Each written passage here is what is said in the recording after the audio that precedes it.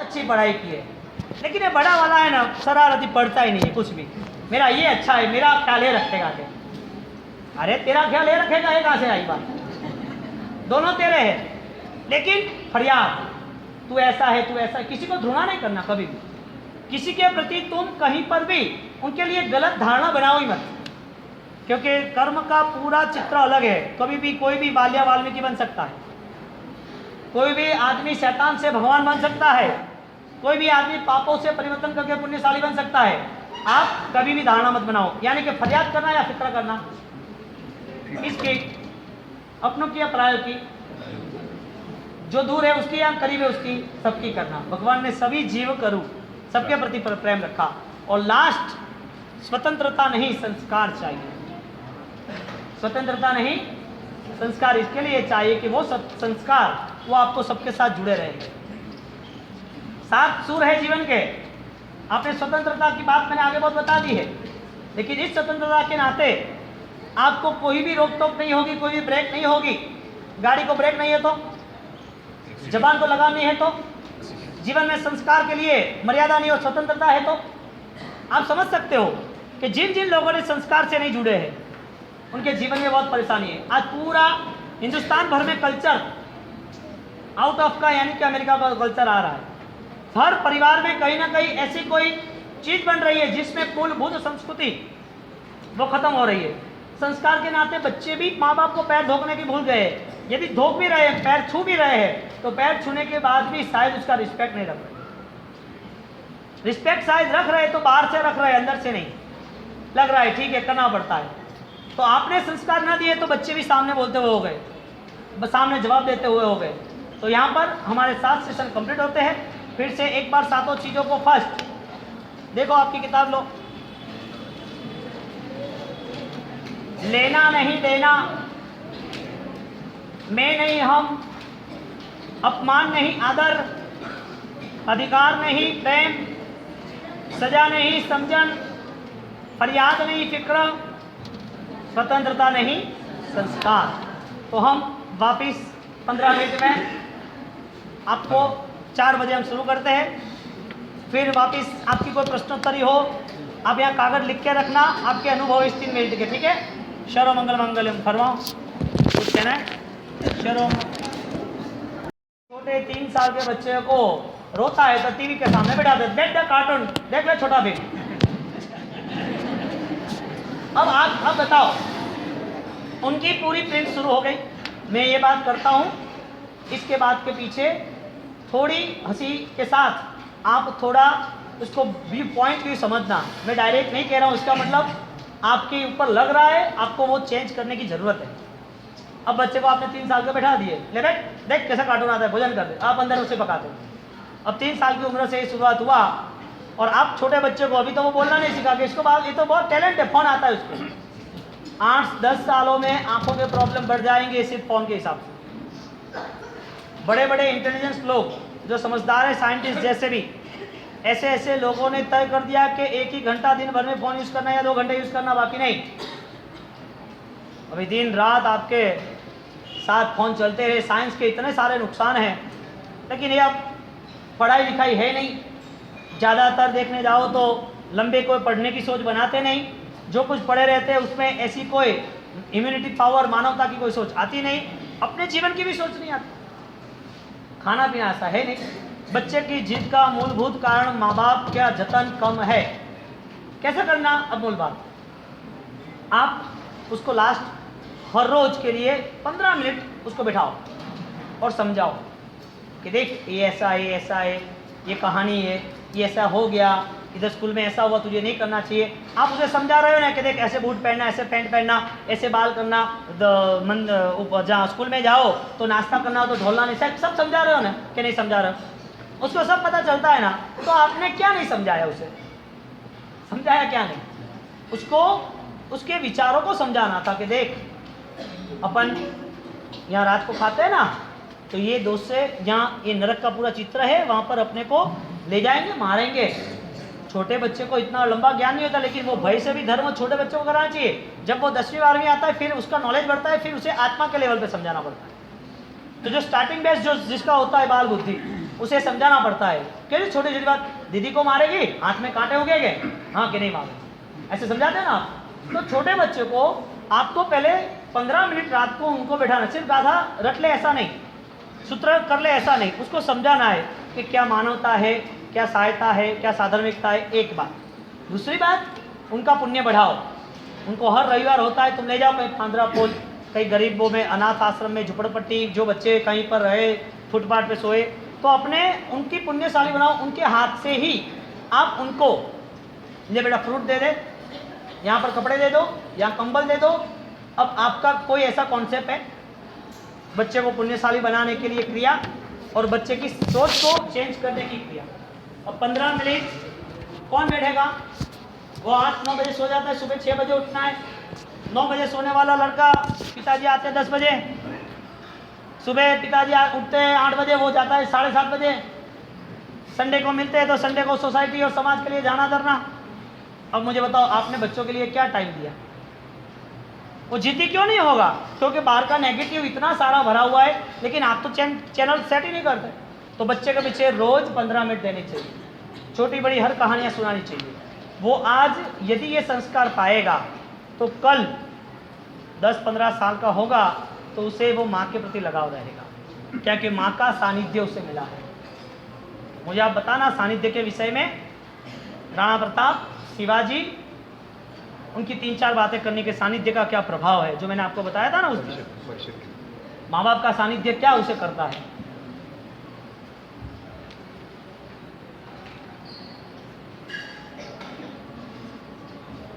तो बच्चे के लिए पहले आप तैयारी करो। यहाँ जितनी भी मदर बैठी है, सबसे बड़ा भार आपके ऊपर है, जितना जेंट्स के ऊपर नहीं है। 100 शिक्षक बराबर एक माँ होती है, वो क्या पढ़ाएगी? माँ जो पढ़ाएगी वो सही पढ़ाएगी। आप उनको खाना सिखाते हो, चलना सिखाते हो, बोलना सिखाते हो, आपके पास ही गोद में ही सोया है, करीब से ही रहा है, और 9-9 महीने तक यदि उसको पाला पोसा है, तो वो आपकी मानेगा नहीं क्या? मुझे बताओ। सब कुछ मानेगा, लेकिन आपको उसके पीछे समय देना पड़ेगा। उसके बाद बहुत अच्छे प्रश्न हैं यहाँ पर। वो लिखा है, हाँ, कनिष्ठ करना कैसा, मैंने बोल दिया मैंने। हाँ, ये अच्छी बात है। आपने अभी प्रवचन में जो सिखाया ये इतनी अच्छी लगी हमें। हम रोज ऐसी बात बच्चों को कैसे सिखाए, हमको सीखना मिला है, हम बच्चों को कैसे सिखाए। आपने अभी जो बताया 3 घंटे में, तो बाप जी उनको कैसे समझाए, इसके लिए आपको प्रतिदिन अच्छे ज्ञान से जुड़ना पड़ेगा। देखो, हर व्यापारी मेहनत करता है तो पैसा कमाता है कि नहीं कमाता है? और वो दुकान में बैठता है तो ही पैसा आता है कि उसके लिए मेहनत करनी पड़ती है? पहले से तो तैयारी करनी पड़ती है, उसको सर्विस में लगना पड़ता है, बिजनेस को समझना पड़ता है। बिजनेस को समझने के साथ साथ मार्केट को समझने के बाद कौन सा कैपिटल ग्रोथ करना है वो टारगेट बनाने के बाद वो आगे बढ़ता है। बिजनेसमैन कम पता है, उसका एडवांस प्लानिंग है ना। तो एडवांस प्लानिंग होने के नाते आपने बोला कि हम रोज ऐसा ज्ञान कैसे पाए, तो आप प्लानिंग करो ना, जितना भी अच्छा इतना रीडिंग करते रहो। यहाँ पर अभिधान राजेंद्र कोश, उनके 7 भाग है। यहाँ अपने चातुर्मास में संयोग पद चला, संयोग पद 1.5-2 महीने तक परिश्रम समझो लो। तो जो संयोग पद चला, इतना अच्छा विवरण है, और सुबह 7 से 8 अभिधान राजेंद्र कोश के हर शब्द 1, 2, 3, 4 ऐसे 140 शब्द पूरे 1.5 महीने चला। अब 140 शब्द, एक शब्द 2, ऐसे 60,000 शब्द है। कितने हैं? कितने हैं? 60,000। और टोटल 60,000 के श्लोक 4.5 लाख है। कितने हैं? अब वो राजेंद्र कोश की मैटर आपको कैसे पता चलेगी? तो इसके लिए एक छोटी सी योजना रखी थी कि 5 या 7 किताब आपको मेंबर बनना है 400 रुपये में, और जो किताब प्रिंट होगी वो आपको मिल जाएगी, यानी कि आपको आपके लिए फ्री हो जाता है, और उसमें वो थॉट्स लिखे जाएंगे टोटल। हम ज़्यादा से ज़्यादा इजी और पावरफुल मैटर कैसे प्रेजेंट करें, वो मेरी सोच है। तो इसके लिए आपको मेंबरशिप लेनी जरूरी है। मैंने मन ये बनाया, किताब प्रिंट करनी, यहाँ पर कोई खड़ा रहे, यहाँ पर अनाउंस है कि भाई ये किताब है, आप ले जाना। नहीं, जिसका रजिस्ट्रेशन है इतनी किताब प्रिंट करनी, उनको भेजनी। आपको यदि ज्ञान धन लग रहा है, आपके परिवार में यदि ये मामूली भी चीज़ यदि परिवर्तन ला सकती है तो आपको मेंबर बनना ही चाहिए। इतना नहीं, आपके आसपास आपके परिवार के बीवी, आपकी बेटी है, आपके कबर साहब है, बुआ जी है, चाचा, टोटल रिलेशन में आप एक साल के शायद 10 मेंबर बुक कराते हो और 10 मेंबर के पीछे 4000 रुपया खर्च करते हो। उनके वहाँ किताब गई, उनके जीवन में कोई परिवर्तन शायद आया और उनने कर्म कम बांधे, आपने कितना पुण्य इकट्ठा किया? जब तक नॉलेज नहीं है, ज्ञान नहीं है, तब तक आदमी अधूरा है, चाहे कुछ भी कर ले। और केवल ज्ञान तक पहुंचने के लिए ये मति ज्ञान सूतक ज्ञान। तो यहाँ पर आपको नित्य ज्ञान पाने के लिए 2 चीज़ें, एक तो पुस्तक है जो महीने भर में हर 3-4 महीने आपको मिलती रहेगी, जिसकी ओपन बुक एग्जाम रहेगी। और दूसरी बात, इस पुस्तक के साथ साथ वीर गुरुदेव की एक साइट चल रही है जिसमें हर समुदाय के हर व्यक्ति है, जिसमें सिर्फ और सिर्फ धर्म के और कर्म के सिद्धांत रहेगा। लेकिन आपके मन में घृणा है इसके लिए गाली गलौज करो। आपकी कैपेसिटी थी कि आप कंट्रोल कर सकते थे आपके विरोध को, जो बच्चे ने किया तब वो कॉम्प्रोमाइज कर दिया आपने कि बच्चे ने किया तो ओके लेट गो, वही आप कॉम्प्रोमाइज नहीं कर पाए। इसका मतलब ये हुआ आपकी कैपेसिटी थी, संभव था, लेकिन आपने किया नहीं। तो मन ने जब भी विरोध किया, मन ने जब भी आक्रमण किया, तो वो मन में आक्रमण जो भी हुआ उसमें हमेशा के लिए आप दुखी रहे। सामने वाला ने गलती तो कर दी, लेकिन आपने कौन सी गलती की? आपने सिक्योरिटी जमा दी कि भविष्य में ऐसा ना हो, सही बात है, लेकिन उसकी फॉर्मूला नॉर्मल हो सकती थी, उसको सहज कह सकते थे। भविष्य में उसके गाड़ी नहीं देनी थी तो आपको बोलना भी नहीं था, अब आप देने वाले नहीं हो भविष्य में, बोल के क्यों बिगाड़ा? अच्छा, आपको भविष्य में देनी नहीं है, वो आपके ऊपर आधारित है। अब छोटा सा एग्जाम्पल, आपके मन के आधारित के जीवन के उद्देश्य को यदि तय करना ही है तो जीवन के उद्देश्य के साथ पहले ही चीज ये आती है विरोध नहीं करना। तो अब सुबह से शाम लेके कितने कितने ऐसे लोग ये दिमाग में हमने भरे रखे हैं जिनका विरोध हम तैयार करके बैठे हैं। हमारा मन कितना दलदल जैसा है, बिगड़ता है, बिगाड़ता है। और ये विरोध जितना चलता गया उसमें आपने लिस्ट बनाते गए, 1 2 3 4 सब लिस्ट बनाते गए, और जितना लिस्ट बनता गया इतना मन में और दुविधा और संक्लेश होते गए। आपका मन जितना दुखी है, इससे आपके शरीर पे और गहरा प्रभाव पड़ेगा। आपका मन जितना शांत है, इतना आपका शरीर ज़्यादा से ज़्यादा सुकून वाला रहेगा। आप देखना, आपके पास कॉम्प्रोमाइज़ है, समाधान है, तो आप सहज सब अनुकूलता के साथ चलते हो। राम जी का विरोध विचारों में कहीं ना कहीं उनके प्रति घृणा मेरे बेटे के लिए होना चाहिए। छोटा था तब से ये सोच रहे थे, कोई भी दोष, कोई भी नेगेटिव पॉइंट्स, कोई भी दुख इतना बड़ा कब होता है जब वो पाला जाता है। किसी को भी पालोगे, पोसोगे, जतन करोगे तो बढ़ेगा कि नहीं बढ़ेगा? अब किसी के प्रति घृणा हुई तो उसकी पूरी फॉर्मूला क्या थी पीछे की? 2 साल, 5 साल, 10 साल, क्यों 5 साल के बाद लड़ाई झगड़े हुए सास बहू के या ननद बहू के? हर बार कोई ना कोई गलती दिमाग में रखती थी ना, हर बार कुछ ना कुछ उसने गलत किया था। गलत यदि वो है तो आप उनके प्रति गलत सोचे तो आप भी बड़े गलत हो। गुरु महाराज ने उसको निंदा की है। निंदा यानी इसके पीछे सोचना, और विरोध यानी उसके सामने करना। विरोध और निंदा दोनों अलग है, लेकिन दोनों में एक ही बात है, आप डिस्टर्ब होते हो। और आपने डिस्टर्बेंस किया तो वो डिस्टर्बेंस के साथ आपके साथ वो वाइब्रेशन लोड होते हैं, वाइब्रेशन आगे जाते हैं, और वो वाइब्रेशन जितने आगे जाते हैं वो वाइब्रेशन की वजह से आप और परेशान होते गए। साइंस कहता है कि एक व्यक्ति यदि क्रोध करता है तो उसके आसपास के नेगेटिव वाइब्रेशन, जहाँ हमारे लेस्या कहते हैं, हमारे यहाँ अपने यहाँ शास्त्रकार लेस्या कहते हैं कि कुष्ठ लेस्या, नील लेस्या, कपोट लेस्या, उस लेस्या के सहारे वो तरंगे जो आती है, वो तरंग दूसरे 16 लोगों को डिस्टर्बेंस करती है और उसको खुद को 16 घंटे डिस्टर्बेंस करती है। आपके क्रोध के बाद आपका वो पावर नहीं है कि आप तुरंत दूसरे मिनट में आप हंसते हो रहे हो, दूसरे मिनट में आप चेंज हो जाओ। आप मन में लेके जा गए। अब 1 2 4 10 दिन गए और पता चला कि कहना है, अब शुरुआत कर दिया। जब भी समय मिलेगा तब पूरी कुकर फटेगा, जोर का कुकर को फटता है 3-4 सीटी में, 5 सीटी में या 10 सीटी में। जितना उबलता रहा 1 2 3 4 100 डिग्री में भाप बन जाता है पानी। बराल कब निकलती है? पीछे पूरी फॉर्मूला है। कहने का मतलब आपके यहाँ क्रोध जब निर्मित हुआ तो उसके पहले 1 साल 2 साल 4 साल कुछ भी कोई ना कोई घटना से आप परिचित हो, जो घटना आप दिमाग में लेके घूमे हो, और वो घटना के हिसाब से जब भी उसकी गलती आए मैंने आपके ऊपर हुकूमत जमाना शुरू कर दी, अटैक करना शुरू कर दिया। और सबके लिए यही है, व्यक्ति यदि शांत रहना चाहे तो वो विरोध नहीं करेगा, वो विचार करेगा। विचार यानी सामने वाली जो परिस्थिति जिसकी है वहीं खुद का रोल खड़ा कर देगा। आप किसी का विरोध कर रहे हो, किसी ने कुछ गलत कर दिया, आप वहां खड़े रह जाओ। अब आप सोचो कि इनकी जो जिम्मेदारी थी, उनने जो किया उसमें शायद गलत लग रहा है हमें, लेकिन हम ही वहां खड़े रहते तो हम जो करते वो क्या होता? किसी भी व्यक्ति के लिए आपका विरोध क्यों हो रहा?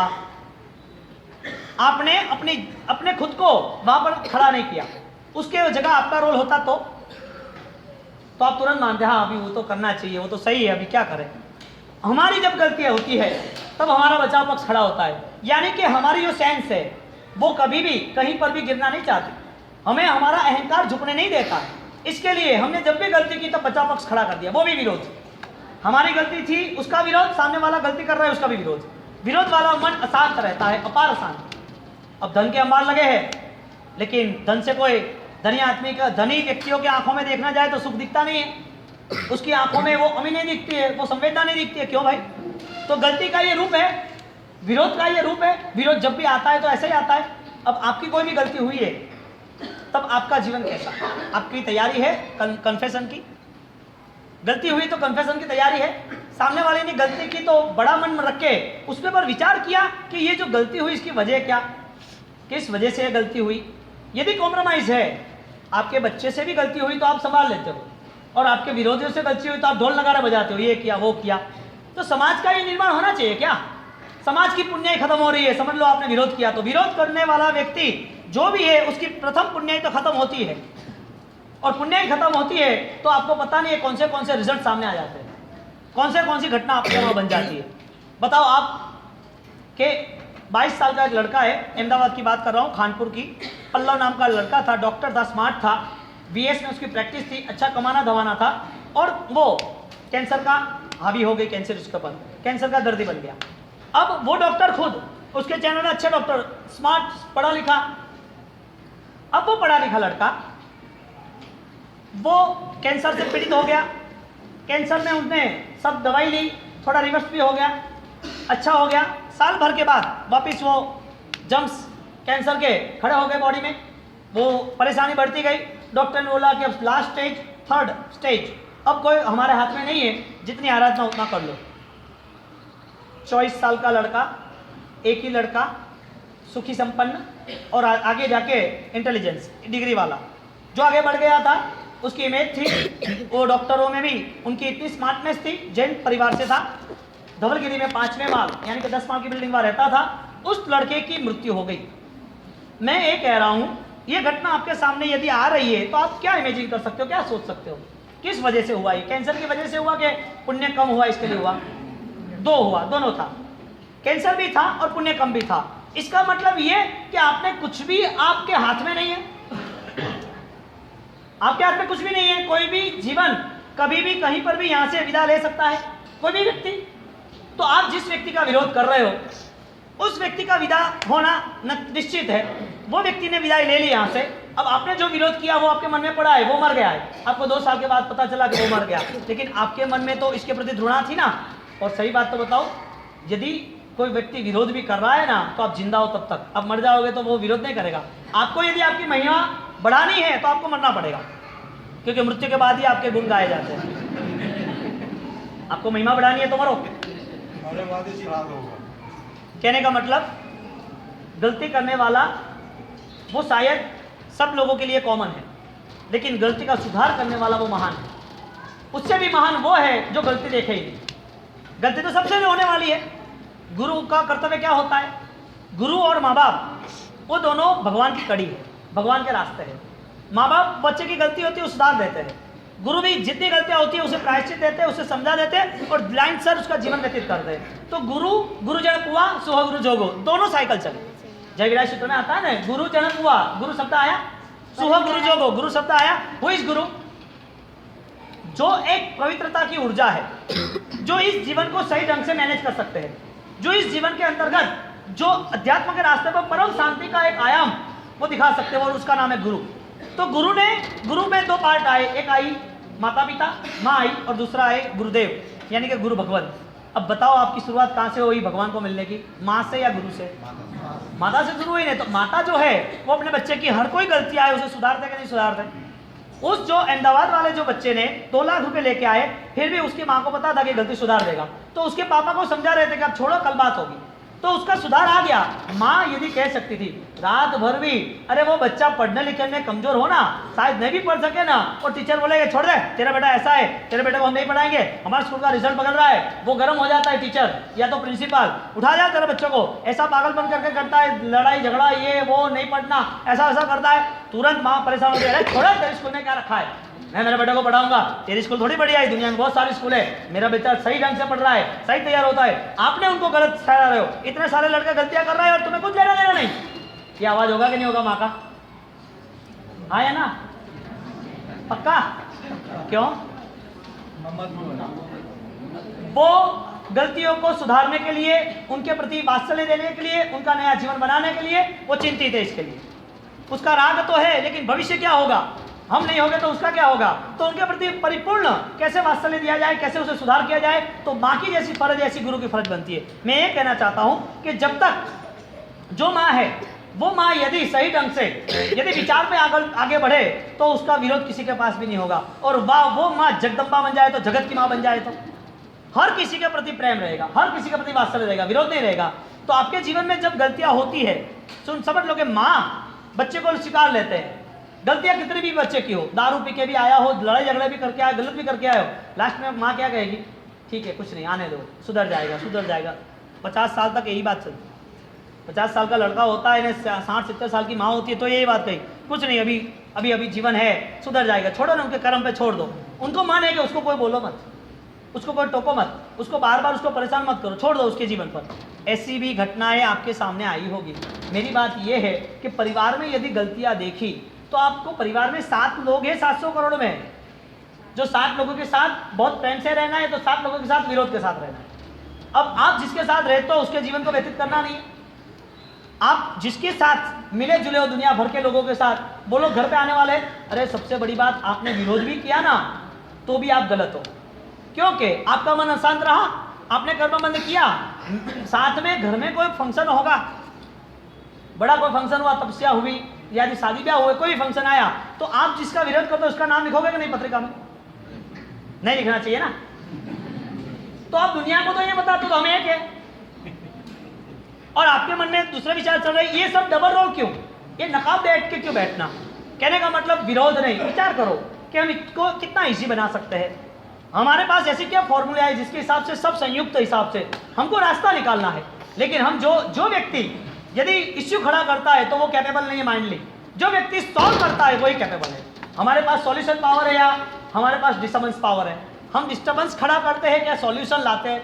हम आराम से सब इश्यू को इजी कर देते हैं। तो राम, उनका विरोध नहीं हुआ, राम ने विरोध नहीं किया, लेकिन राम का विरोध हुआ।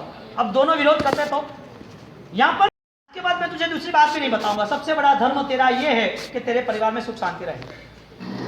आपको मेरी बात सुनने के बाद ऐसा लगेगा कि सब महाराज साहब तो सामायिक का, प्रतिवादों का, क्रियाओं का बोल रहे हैं, लेकिन क्रियाओं में सफलता भी कब आएगी? जब तक आपके पास वो मन का सपोर्ट नहीं है, मानसिक तैयारी नहीं है। आपके मन में लड़ाई, आपके घर में कोई ना कोई डिस्टर्बेंस है, घर के अंदर कोई लड़ाई झगड़ा हो रहे, आपके मन में कोई ऐसी दुविधा है कि किसके प्रति घृणा खड़ी हो रही है। अब आपको मंदिर में जाना है, मन तो नहीं लग रहा है आपका, आपको कुछ भी करना है, लेकिन आपका मन सकारात्मक नहीं है, तो वो भी आएगा कहां से? दलदल वाला मन। वहां पर परमात्मा की प्रार्थना रूपी पानी, वो पानी और दलदल इकट्ठे हुए तो पानी बढ़ेगा या दलदल बढ़ेगा? तो पहले मन को तो हम पॉजिटिव थिंकिंग पे ले जाए, मन को तो हम तैयार करें। तो हमारी बात यह है कि 3 मन के साथ, जो मन हमारा दलदल का न होना चाहिए, जो मन हमारा नदी का होता है तो सब लेट गो करना चाहिए, और जो हमारा मन समुद्र जैसा है, दरिया सागर जैसा है, तो उसे समाना चाहिए। उन्हें तुरंत बात स्वीकार ली, मैं आपसे तैयारी करता हूँ, मैं ऐसा नहीं। रात को वापस आया, रात को आया। अब देखो, वो माँ की तो सुनेगा ही, कोई भी लड़का होगा तो माँ की सुनेगा, कोई भी बहू होगी और माँ की सुनेगा, तो लड़का माँ की सुनेगा और बहू सास की नहीं सुनेगी। तो आपको यदि सही जिंदगी जीनी है सही ढंग से, तो आपने जो घर, औरत के लिए, हाँ लड़कियों के लिए, जो घर में आपने जो भी प्रेम बटोया है, जो भी प्रेम बनाया है, वही प्रेम यहाँ बनाना। माँ संस्कार देती कि बेटे अब तेरा घर वही है, सुख दुख वहीं सब निपटाना, यहाँ वापिस मुड़ के नहीं देखना। और सास ससुर भी वही कहते हैं कि तू भी मेरी बच्ची ही है, मेरी बहू नहीं है, मेरी बच्ची है। इस बात को लेके यहाँ पर वो तैयारी हो जाती है, तो वहां स्वर्ग उतर आता है। इसने बंधन किया और मैंने बोला तू जा, पहले ही उनके हृदय में जो तेरे प्रति भार है वो खत्म कर दे। तेरे लिए उनको जो चिंता है वो खत्म कर दे, और तेरे लिए जो चिंता खत्म हो गई तो वो सुकून मिलेगा उनको। अभी तुम सामने रहोगे, तुम उनके मानोगे, लेकिन उनको टेंशन रहेगा कि कभी भी गलत कर सकता है। तू पहले वहां जा और उनको मना। वो तुरंत ही घर पे रात को गया। रात को गए, जाने के बाद उनका सब काम निपट गया। 10 बजे घर पे बैठ गया, सब बैठे, सब साथ में। ये माहौल बनना ना, समझ लो कि भगवान का आशीर्वाद है, गुरु की कृपा इसे कहते हैं, और वरिष्ठों का, वडीलों का, 7 पीढ़ियों का आशीर्वाद इसे कहते हैं। क्या घटना बनी यहाँ पर, जो घटना बहुत कम लोगों के जीवन में बन रही है, लेकिन जो सामर्थ्यवान है, जिसके पास संकल्प है, वो निवेद करेंगे। वंदन किया, घर पे बैठे, 2 बच्चे, बहू, माँ, बाप, छोटा भाई, सब बैठ गए, और वो खुद लड़का भी, और बैठ गया। और बैठने के बाद तुरंत ही वहाँ से खड़ा हुआ, पापा को पैर लगा, पैर में सिर रख दिया, और सिर रखने के बाद वो खड़ा नहीं हुआ 2 मिनट के लिए। ओके, खड़ा हो, क्या कर रहा है, क्या कर रहा है, ये तो बाप ना, पता तो है ना मेरा बेटा है। खड़ा किया उसको, और खड़ा करने के बाद क्या है, मेरी भूल हो गई, कल मैंने आपको सामने बोला, मुझे माफ़ कर दो, मेरी बहुत बड़ी गलती हो गई, और आपको जो भी मुझे नियम देने हैं, अब घर के लिए मैं सब कुछ पालूंगा, सब कुछ करूंगा। मैं अब कुछ भी नहीं करूंगा। सक्षमता थी, कैपेबल था, दिमागी था, पूरी दुकान 5 करोड़ की शोरूम हैंडलिंग कर रहा था, लेकिन छोटी बात को लेके पापा को पैर लगा, माँ को पैर लगा, सबके आंखों में आंसू। अरे नहीं, ऐसा नहीं, ऐसा नहीं है, मेरे को कहना तो पड़ता है ना, नहीं नहीं नहीं नहीं, लेकिन मेरी बहुत बड़ी गलती थी, मैंने जो गलती की मुझे माफ़ कर दो। मेरे बच्चे पे क्या असर होगा इसका, अब रात भर मुझे पे चिल्लाते हो, और मैं आपको आमने सामने कह रहा हूँ, और मेरी और आपकी यदि दलील चल रही है, और घर में आवाज़ इतना बड़ा हो रहा है, मेरे बच्चे सोए, उनकी प्रिंट हो रही है, वो भी कल ऐसा ही करेंगे, मुझे माफ़ कर दो। आज से कभी भी मैं, आप जो बोलोगे वही मैं करूँगा, दूसरी कुछ बात नहीं। ये घटना बनी, सबके आंखों में आंसू बन गए, उसकी बहू भी इतनी रोए, और रोने के बाद वो भी अपने ससुर के पैर लगने लगी, और वो माँ के पैर लगने लगी। रात को ये आधा घंटा पिक्चर चला, और आधा घंटा पिक्चर चलने के बाद वो आंसू आए। आंसू आने के बाद कि ये सब गुरु महाराज का उपकार है, पहले हम नीचे जाएंगे, गुरुदेव उठते हैं तो पहले उनको मिल लेते हैं। लेकिन वो सुबह आए, रात को तो लेट हो गया, उनका 11 बज गया, सुबह आए, सुबह आने के बाद सब बैठे, और सब बैठने के बाद, गुरुदेव कुछ भी हो, आज हमारे घर में स्वर्ग उतर आया है, बस आप हमें आशीर्वाद दो कि हमारे परिवार पर आप ऐसे ही कृपा दृष्टि बनाए रखना। घर को स्वर्ग बनाने के लिए आपके पास कौन सा तप, त्याग, ज्ञान, ध्यान, कौन सी चीज़ है आपके पास मन के बिना? यदि है तो क्या स्वर्ग उतरेगा? हाँ, आप किसी को समझ नहीं सकते, किसी को आप कॉम्प्रोमाइज कर नहीं सकते, किसी को कैसे समझाना है, क्या करना है। ये जो पिता ने बात बताई, पिता ने उसको संभाल लिया, बेटे ने भी मुझे संभाल लिया। समुद्र जैसा मन, हर चीज को सही है, सकारात्मक है, मुझे स्वीकार करना, और आज से यदि स्वीकार करेंगे तो उनका प्रभाव भी सामने पड़ेगा। तो परिवार में यहाँ पे जो बैठे हुए हो, इन लोगों को एक ही बात है, आपने यदि कुछ भी किसी के लिए भी देखना, कभी भी आपकी और सास की यदि साथ में जाने की तैयारी हो, तो ऐसा लगना चाहिए कि माँ बेटी जा रही है, बहू और सास जा रही है तो माँ बेटी जा रही है, पिता और पुत्र साथ में जा रहे हैं तो समझ लेना कि वो दोनों मित्र की तरह जा रहे हैं। इसे कहते हैं समुद्र जैसा मन, स्वीकारना बहुत कुछ, जितना आए इतना स्वीकार लेंगे, नो प्रॉब्लम, मन इतना बड़ा रख दो। किसी ने कोई कुछ भी किया, कोई नहीं, 2 कान दिए ना, जरूर थोड़ी है मन में समा लेना कोई भी चीज, जरूर थोड़ी है कि इसका जवाब ही देना। जवाब क्यों देते हो, दलील क्यों करते हो? छोड़ दो ना, अपने को सकारात्मक करना है, और वो भी हमारे हिसाब से। कोई भी किसी को भी मन में चिंता हो, हम ऐसा बिहेवियर ना करें कि कोई हमारे हिसाब से कोई भी भार हो जाए, हम ऐसे हल्के फूल, ऐसे नॉर्मल बन जाए, किसी को अपने प्रति कोई भी दुर्भावना या कोई भी गलत चीज सोचनी ना पड़े। अब आपका यदि किसी को टेंशन है, आपके लिए कोई इश्यू खड़ा रह रहा है, तो आप समझ लेना कि आप अधूरे हो। भगवान के द्वार पर जाने के बाद बहुत सारे जवाब देने आप तैयार हो जाना। आप यहाँ से यदि कहीं जा रहे हो, पूरे संसार आपसे छूट जाएगा, आपका भविष्य क्या? यहाँ से कहाँ जाना है? जैन धर्म के नाते, जैन धर्म पाने के बाद इस दुनिया की दूसरी दुनिया है नहीं, ये देह का कोई दूसरा नया रूप नहीं है, ये देह नाश नहीं होगा, ये देह जर्जरित नहीं होगा, बुढ़ापा नहीं आएगा, बीमारियां नहीं आएगी। ये किसके वजह से आएगी? देह जर्जरित हुआ इसकी वजह से आएगी, लेकिन आपके पास ये रोग के बाद भी आपका आनंद तो स्थिर रहना चाहिए। आप देह से जर्जरित हो, लेकिन विचारों से जर्जरित कभी ना होगा। आप शायद 50 साल की उम्र तक अच्छे खाना पीना रहना आप रह सकोगे, लेकिन मन में शांति नहीं रहेगी तो वो शांति नहीं बनेगी। 3 मन बनाने हैं, दलदल जैसा नहीं बनाना, समुद्र जैसा बनाना है। इसके लिए नदी को आगे ले जाना, क्योंकि नदी का पूरा रूप समुद्र में जाता है तो ही विकसित होता है। वो नदी ही समुद्र को खोजने के लिए दौड़ती रहती है, उसे पता नहीं है रास्ता कौन सा है, लेकिन वो बहती रहती है, उसे आगे कहाँ जाना है उसे पता नहीं, बहती रहती बहती रहती। एक दिन ऐसा आएगा जो विराट बन जाएगी, वो समा जाएगी। क्योंकि उस नदी ने तय किया कि मुझे समुद्र को मिलना है। उस मन ने तय किया कि मुझे अटाला निकाल देना है, मुझे कचरा निकाल देना है, जो भी है मुझे समा लेना है, समा लेना है। आ जाओ जो भी हो, आज से आप तय करो, मुझे घर में बड़े आवाज से बात नहीं करनी, परिवार में बड़े आवाज से बात नहीं करनी, किसी से भी बात करनी है तो नेगेटिव बात नहीं करनी, अटाला निकालने के लिए नेगेटिव बात नहीं करनी। वो भी बात करनी है उनके लिए प्रेम ही जताना, पहली शुरुआत करना। क्या संभव है? पहली शुरुआत सकारात्मक के लिए जवाब क्या लेना? क्या ये संभव है? क्या आपसे ये हो सकता है? Question mark. उनको ही ढूंढने दो ना, उनके ही दिमाग पे जोर लगाने दो ना। आप फाइनल लेसन में क्यों आते हो? आप ऑर्डर करना छोड़ दो यदि सुखी होना है तो। आपको जो काम यदि बोलने से होता है तो लाठी उठाने का क्या मतलब? लाठी उठाने से वो भी नहीं सुधरेंगे और आपकी भी एनर्जी यूज होगी। नॉर्मली अब उसे सकारात्मक कहे कि क्या ये हो सकता है? हमारे यहाँ इसको विद्यर्थ प्रयोग कहते हैं। क्या कहते हैं? विद्यर्थ प्रयोग कहते हैं। ये विद्यर्थ प्रयोग के साथ एक छोटी सी दूसरी घटना कहते हैं। हमको यहाँ से हम बिहार में निकले समझ लो, और बिहार में निकलने के बाद हम ऐसे गांव में निकले जहाँ पर जैन साधु के प्रति सद्भावना है ही नहीं। वो तो ऐसे ही सोचते हैं कि इनके हिसाब से ही हमको अपसुकन होता है, ये जब भी आते हैं तो हमारा नुकसान होता है, ये हमारे गांव में आए तो कुछ ना कुछ अनहोनी होने वाली। ऐसे गांव में हम गए और जाते जाते हमने रास्ता पूछा, किसी आदमी को बुलाया। बुलाना भी नहीं है, बुलाने से उसे ऐसा लग रहा है कि वो मुझे क्यों बुलाए, सामने जाना है। हम रास्ते पर से उतर के सामने जाते हैं। देखो हमें इतना नॉर्मल बनने के बाद उनके मन को विचार को परिवर्तन करने का एक हमें रास्ता मिला। हमें पता था कि इस गांव से हमें निकलना है जहाँ पर उनको सद्भावना नहीं है, पूरा गांव वो विद्वेषी है। तो वहाँ जाके हम रास्ते पे से नीचे उतरे और नीचे उतरने के बाद उनको पूछा कि भैया क्या हम गलत रास्ते पे तो नहीं चढ़ गए ना? ये गांव यहाँ पर 2 किलोमीटर है, हमें आगे बताए ये सही है क्या? आप हमें गाइड्स मार्गदर्शन दोगे क्या? क्या ये सही है रास्ता? ऐसा पूछा तो ऐसा भी पूछ सकते ना, भैया ये सही है ना, ये रास्ता यहाँ जा रहा है ना। अब ऑर्डर की बात अलग होती है और प्रेम की बात अलग होती है। प्रेम से बताया क्या ये रास्ता यहाँ जाता है, ऐसा हमने किसी ने बोला है, क्या ये सही रास्ता है ना? पीछे क्वेश्चन मार्क लगा लो, वो क्या बोलेगा? हम वहाँ गए, वहाँ जाने के बाद बैठे और गए और कहा तो हाँ साहब यही सही रास्ता है, क्या आपको रखने आओ क्या?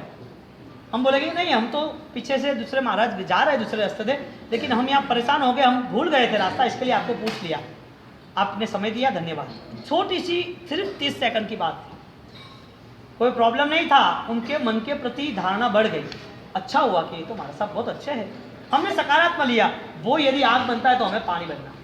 धानेरा के आसपास के गांव में जब भगवान का प्रवेश था दाखा गांव में, तो वहाँ पर एक ऐसा मंडल है जहाँ उनकी ऐसी गलत फहमियाँ है कि जैन साधु बारिश को बांध देते हैं।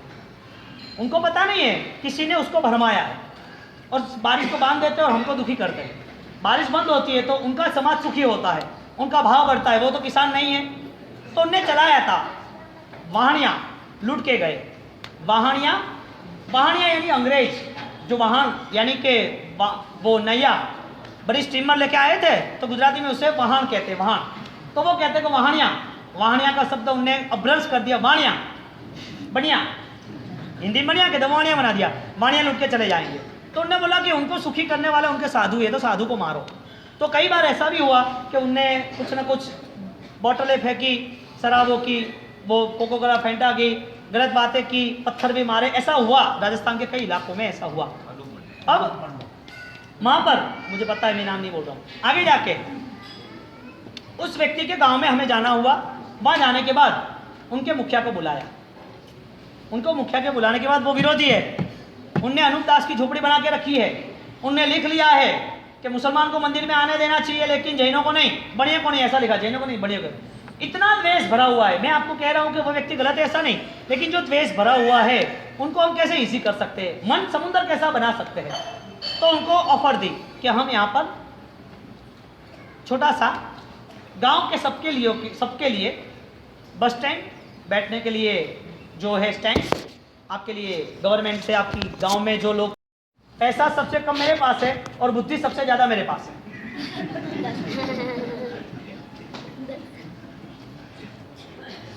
इतनी सारी बुद्धि। मैं आपको दूसरा प्रश्न बोला, आपके घर भगवान आए तो आपको आनंद है या नहीं है? हाँ बोलो हाँ। आपके घर में भगवान आए तो आनंद है या नहीं है? आप भगवान के घर जाओ तो आनंद है या नहीं है? वरना आप भगवान के घर जाओ तो आनंद है। है। बुद्धि क्या कहती है? नहीं, ऐसा नहीं, भगवान आना चाहिए, भगवान के घर थोड़ी जाना है। ये सब बातें हैं ना, अभी अच्छी लग रही है, यहाँ से जैसे बाहर निकलोगे ना तैसे सब आपका नशा खत्म हो जाएगा, क्योंकि इस बातों का अभी ब्रॉडकास्टिंग होगा। दिमागी आदमी इस बातों का ब्रॉडकास्टिंग करेगा, वो अपने लिए नहीं करेगा।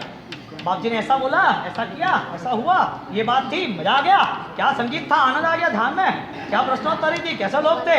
आपका दिमाग एडवांस चलता है, ऐसे आपको लग रहा है। वास्तविक स्थिति संसार यानी कि सद्धर्म आपको स्वीकारता नहीं है, क्योंकि इंटेलिजेंस आपको बनना है ना, यदि बुद्धिशाली बनना है ना तो ऐसे बुद्धिशाली बनो कि जिसके हिसाब से लोगों पे प्रभाव पड़े, धर्म का कोई व्यवहार शुरू हो जाए। छोटी सी बात लेके हम यहाँ दो बात खत्म करेंगे। कच्छ के भूकंप में मैं वहाँ गया था।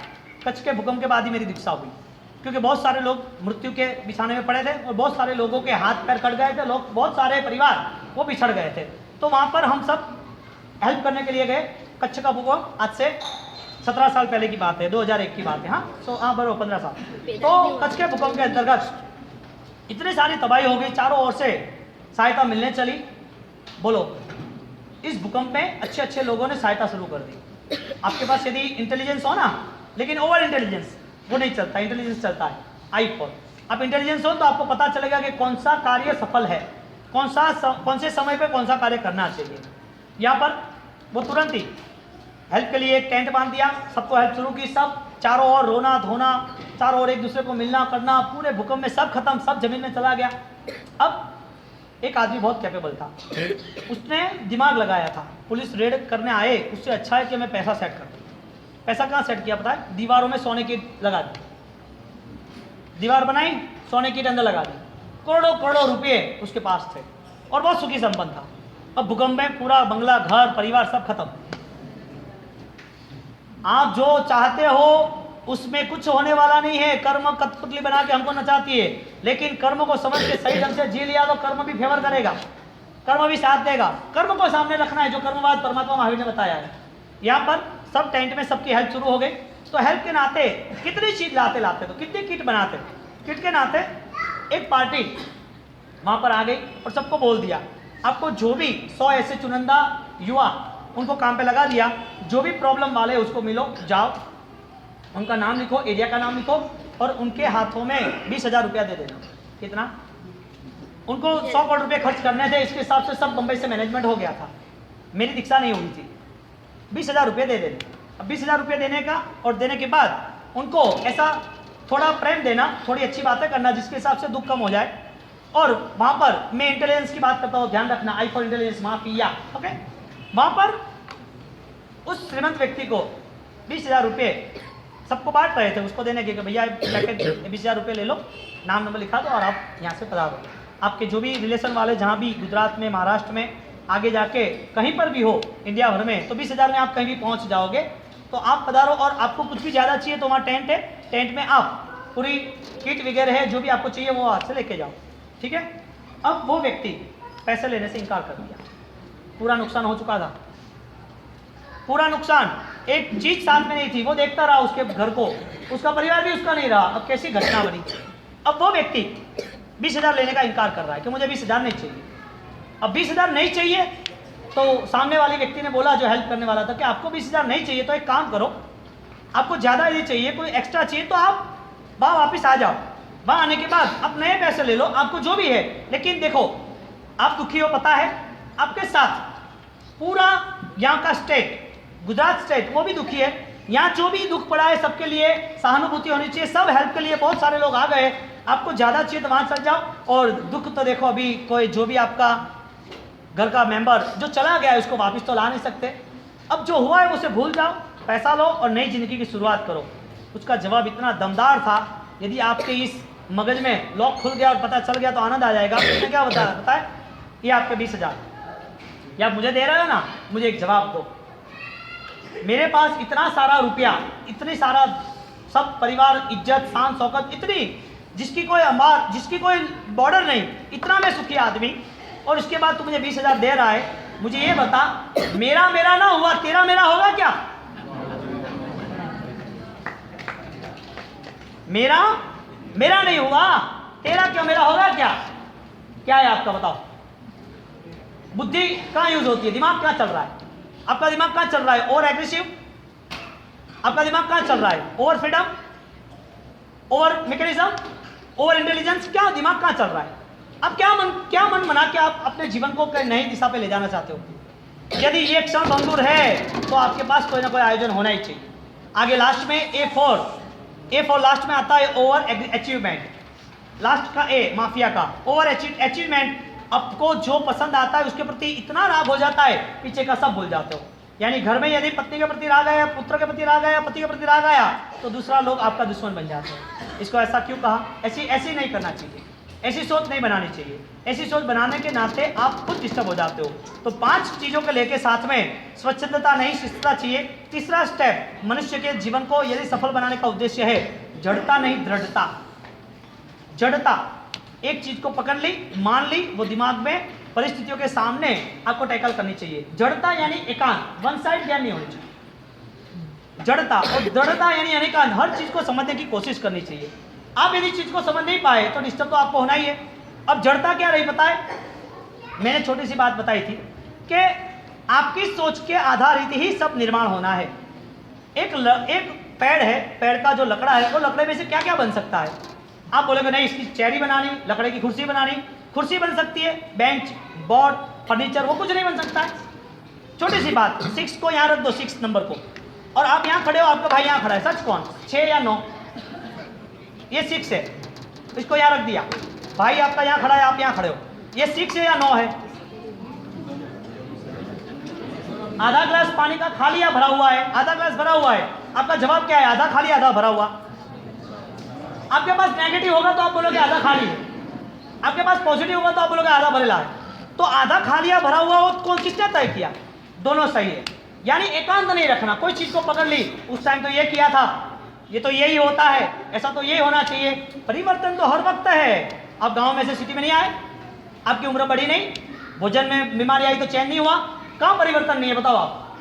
ठंड और गर्मी ऋतु में परिवर्तन नहीं है, दिन और रात में परिवर्तन नहीं है, सूर्य में परिवर्तन नहीं है, तिथि नक्षत्र में परिवर्तन नहीं है, आपकी उम्र में, आपके विचारों में, आपके भाव में परिवर्तन नहीं है, आप गलत थे तो सही ना बने, कितने सारे परिवर्तन है। अब आपने कुछ चीज पकड़ ली तो भगवान ने बोला एकांत नहीं पकड़ना।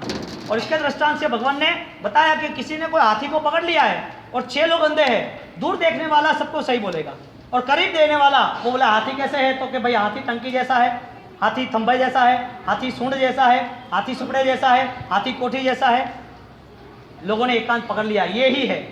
बोलो भगवंत ने यदि एकांत बताया होता ना तो भगवंत का शासन चलता ही नहीं, भगवंत का शासन नहीं चलता। भगवंत क्या धर्म करना है तो दीक्षित ही होना चाहिए, तो आपको भगवान महावीर के अनुयायी नहीं ना, आप दीक्षित नहीं हो तो भगवान ने बोला यदि दीक्षित नहीं हो सकता है कुछ नहीं, श्रावक बनने की तो कोशिश कर, साधु नहीं बन सकता, साधक तो बन, योगी नहीं बन सकता, उपयोगी तो बन। कौन कहता है? भगवान ने कोई वन साइड बताई? आपके परिवार में वो कर सकते हो आप, परिवार में एकांत नहीं करना। छोटा बच्चा है, बड़े लोग हैं, बहू है, शायद कुछ कर दिया उसने, चलो ठीक है कल सुधार लेना। यदि आपने वो चीज़ पकड़ ली कि ये बहू तो यहाँ किसी पार्टी में जाके आए, बहू तो पता है क्या करती है, बच्चा तो ये जाके आया ये करता है, नलन ने ये किया वो किया, अरे भाई किसी के नेगेटिव को आप पकड़ लोगे तो कब तक पकड़ के रहोगे?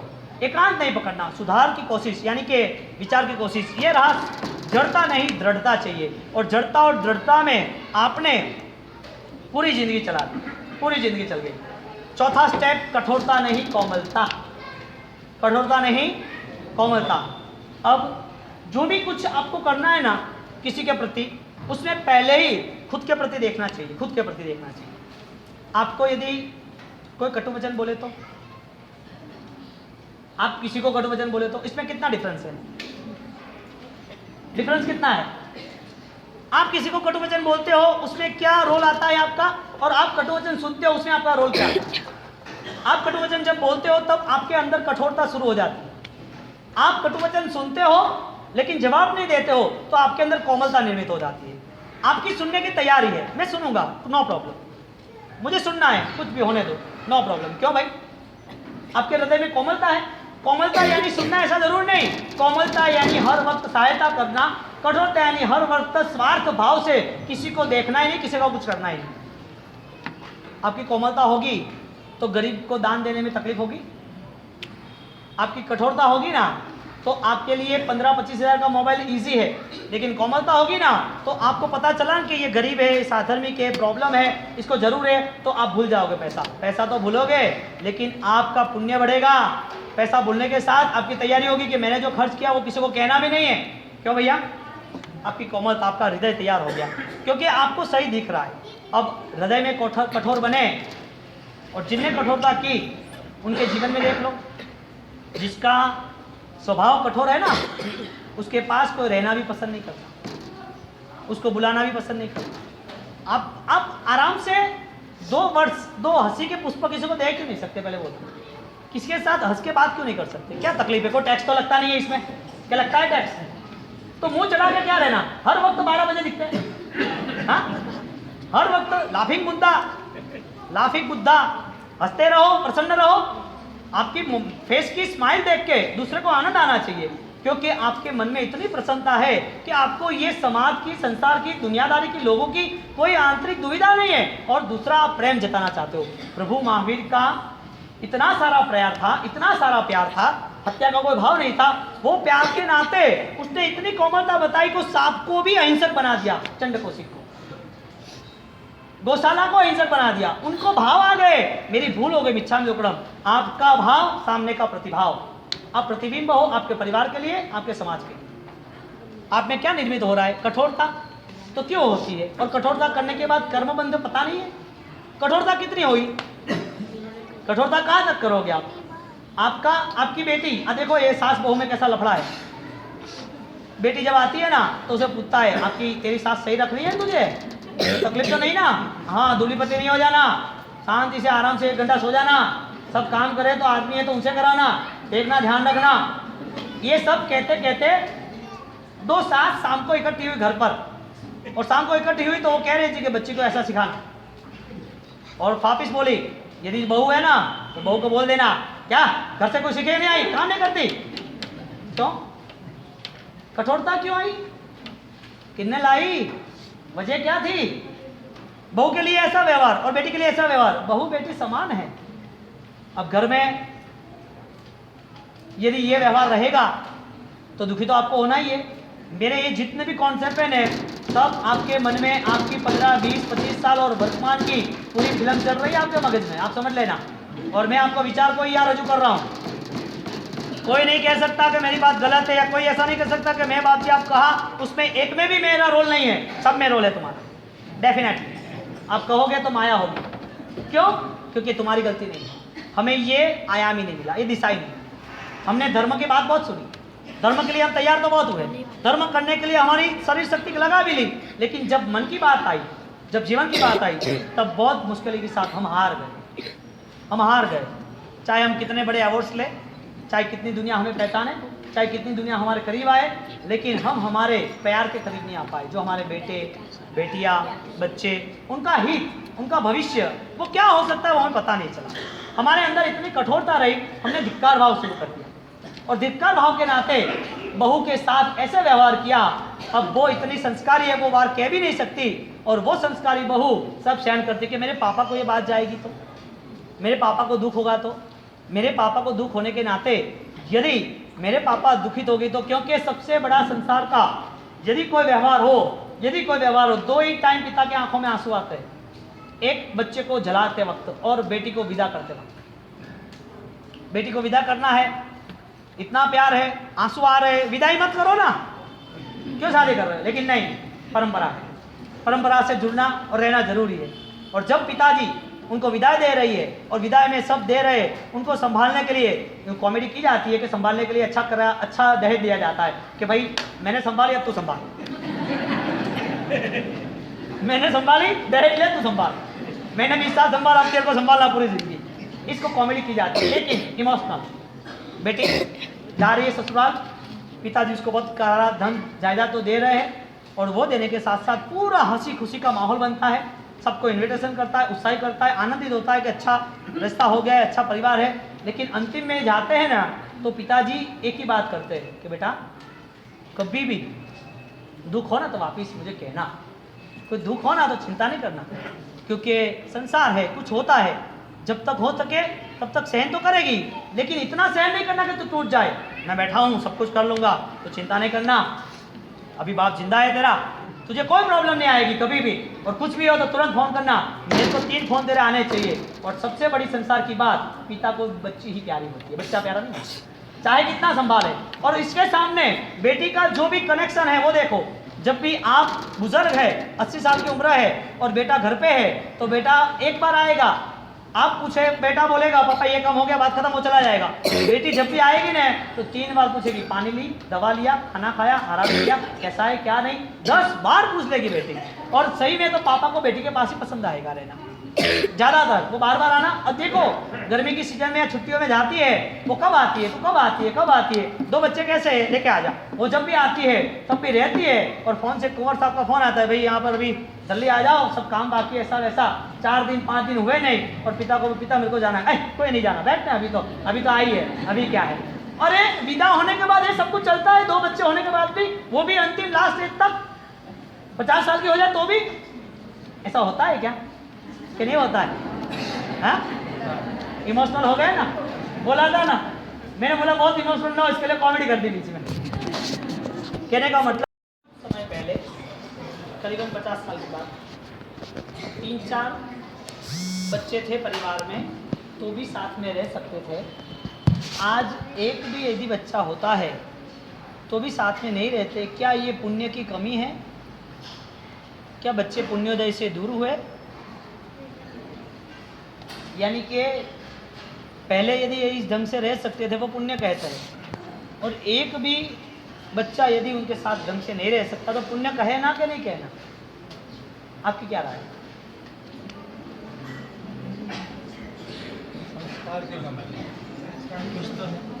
पब्लिक का पब्लिक को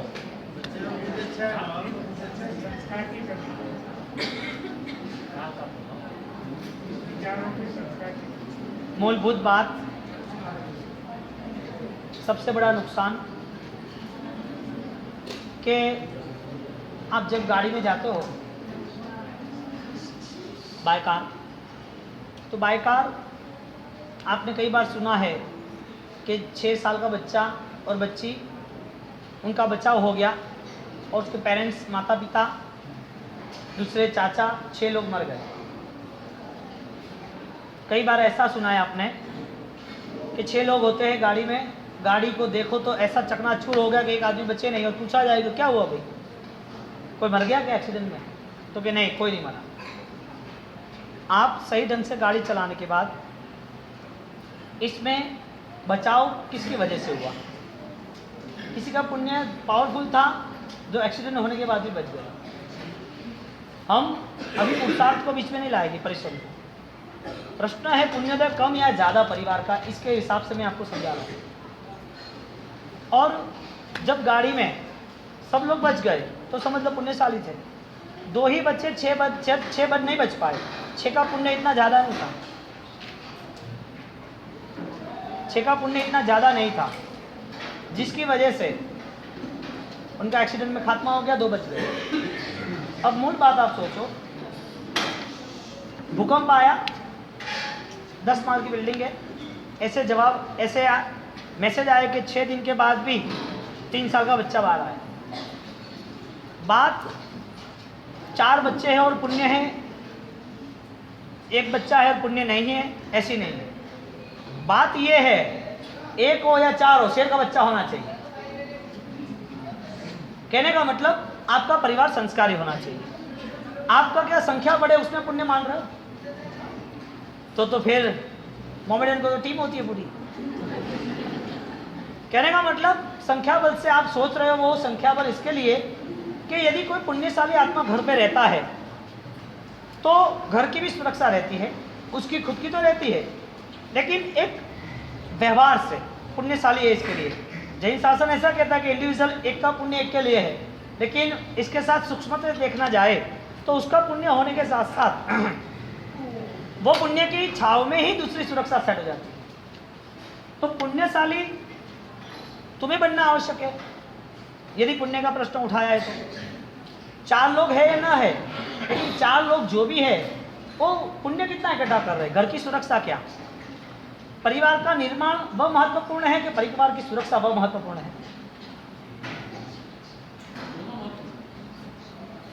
परिवार का निर्माण तो हो गया, सुरक्षा नहीं होगी तो, नहीं संभाला गया तो, संभालने के साथ साथ उनको संस्कार नहीं कर दिए गए तो, अभी संस्कार नहीं मिलेंगे। परिवार तो है लेकिन संस्कार नहीं मिले तो। प्रश्न ये था कि 4 बच्चे हैं तो पुण्य है, 1 बच्चा है तो पुण्य नहीं।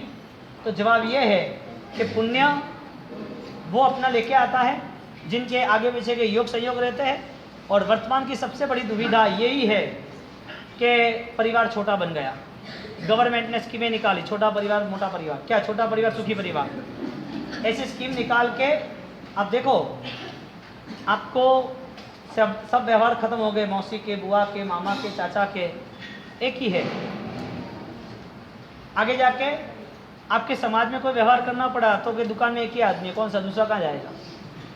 तीसरी बात, यदि शासन के लिए कोई काम करना है तो आप समझ नहीं पाओगे। अभी तो आप बैठे हो, इसके पीछे आपकी सब अनुकूलता है। 10-15 साल बाद आपके जितने इंटेलिजेंट स्टूडेंट है, जितने व्यापारी है, जितने भी कॉलेज के पढ़े लिखे या कोई सर्विस में है, वो कहीं पर भी ऐसा फिजूल में टाइम नहीं बिगाड़ेंगे। उनको ये सब फिजूल लगता है, उनको मिलता है सब दुनियादारी, सब टीवी में, व्हाट्सएप में, न्यूज़ में, चैनल में, मैगजीन में, सब बातचीत बोलते हैं, वो सब मिलता ही है ना। तो फिर ये सब परेशानी क्यों, बिना पंखे के बैठने, बिना आराम छोड़ के सब परेशानी करके क्यों बैठना। ऐसा जो भी लॉजिक है उसे बोल दो कि आपको यदि इतना इजी धर्म करना है तो आप ट्राई करो, कहीं बाहर न जाके घर में ही खाना खाओ। होटल में तो जाना है, घर में पिक्चर है तो भी टॉकीज में जाना है। तो यहाँ पर जो अवसर मिला है अभी सुनने का, मन वचन काया, इसमें ज़्यादा से ज़्यादा तुम्हारा पुण्य, टोटल इन्वॉल्वमेंट यहाँ है। अब 4-8 घंटे आपका जितना मन यहाँ लग रहा है, कोई दूसरा योग नहीं बन रहा है, दूसरा आप सोच नहीं रहे हो, इसके हिसाब से आपका पुण्य कितना बड़ा। तो यहाँ पर आप बैठे हो तो इसकी वजह कि आपके पास कोई ना कोई सपोर्ट है, यानी कि आपके पास दूसरा फैमिली, 2 बच्चे 3 बच्चे या 2 भाई 3 भाई बहन बुआ सब कुछ है। तो यहाँ पर आप किसी को जिम्मेदारी सौंप के ही यहाँ बैठे हो, या तो टोटल यहाँ आ गए, 2 में से एक। आज परिवार कम हो गया ना तो फ्यूचर में राज्य की रक्षा करना भी भारी होगा, राष्ट्र रक्षा। तो मैंने पहले क्या बोला, 4 हो या 10 हो, शेर होने चाहिए, संस्कारी होने चाहिए, तैयारी ऐसी होनी चाहिए कि वो किसी की भलाई कर सके, उसके जीवन में वो इंसानियत के नाते ही मरना चाहिए। इंसान होके शैतान के नाते नहीं मरना चाहिए, इंसान होके इंसानियत होके आगे। शैतान ना हो तो भगवान हो सकता है यदि समर्थ हो तो।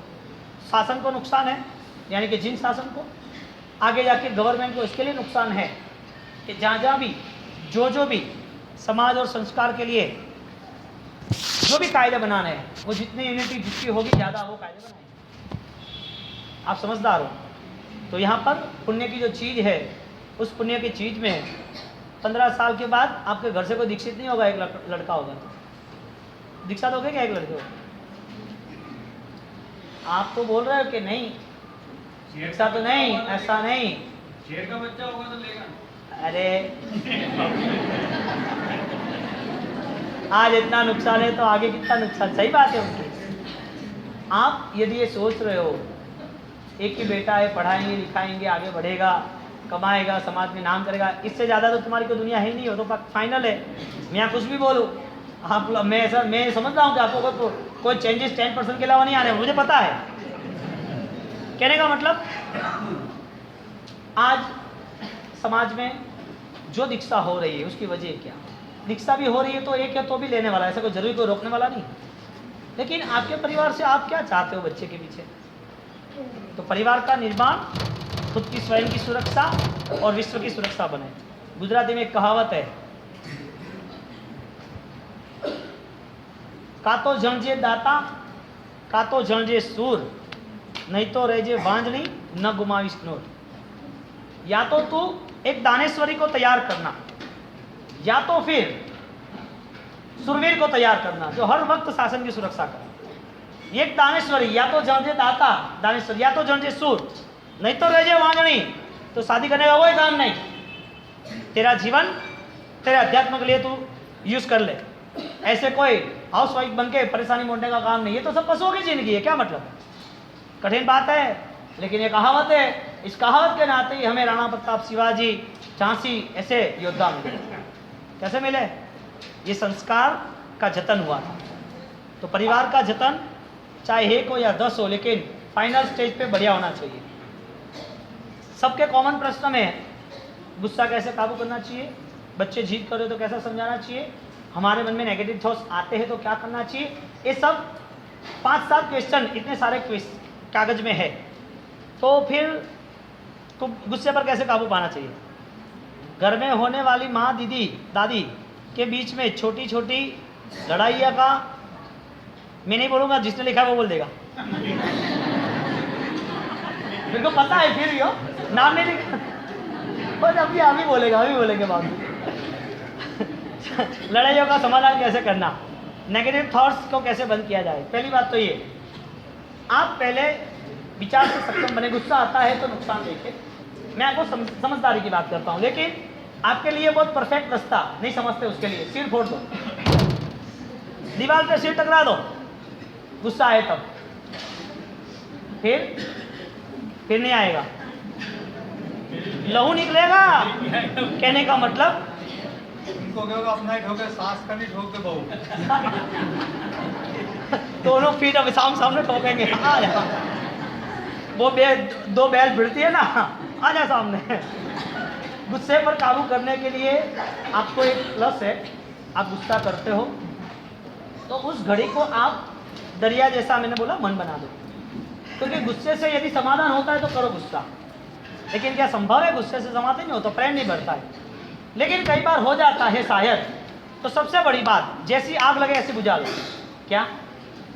जैसी आग लगे ऐसे बुझा दो। गुस्सा आया, दूसरी मिनट में मुच्छा में, मेरी भूल हो गई है, मेरा ये स्वभाव बन गया है, मुझे माफ़ करना। और जब भी गुस्सा आए तो आप समझदार ना। और ये बात उनको कहने के बाद शायद सामने वाला ऐसा बोले, बार बार गलती करना, बार बार गुस्सा करना, बार बार सॉरी कहना, ये क्या है?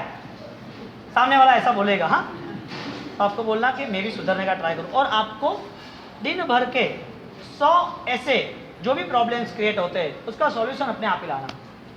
मुझे आप बताओ, आपको गुस्सा किस पर होता है?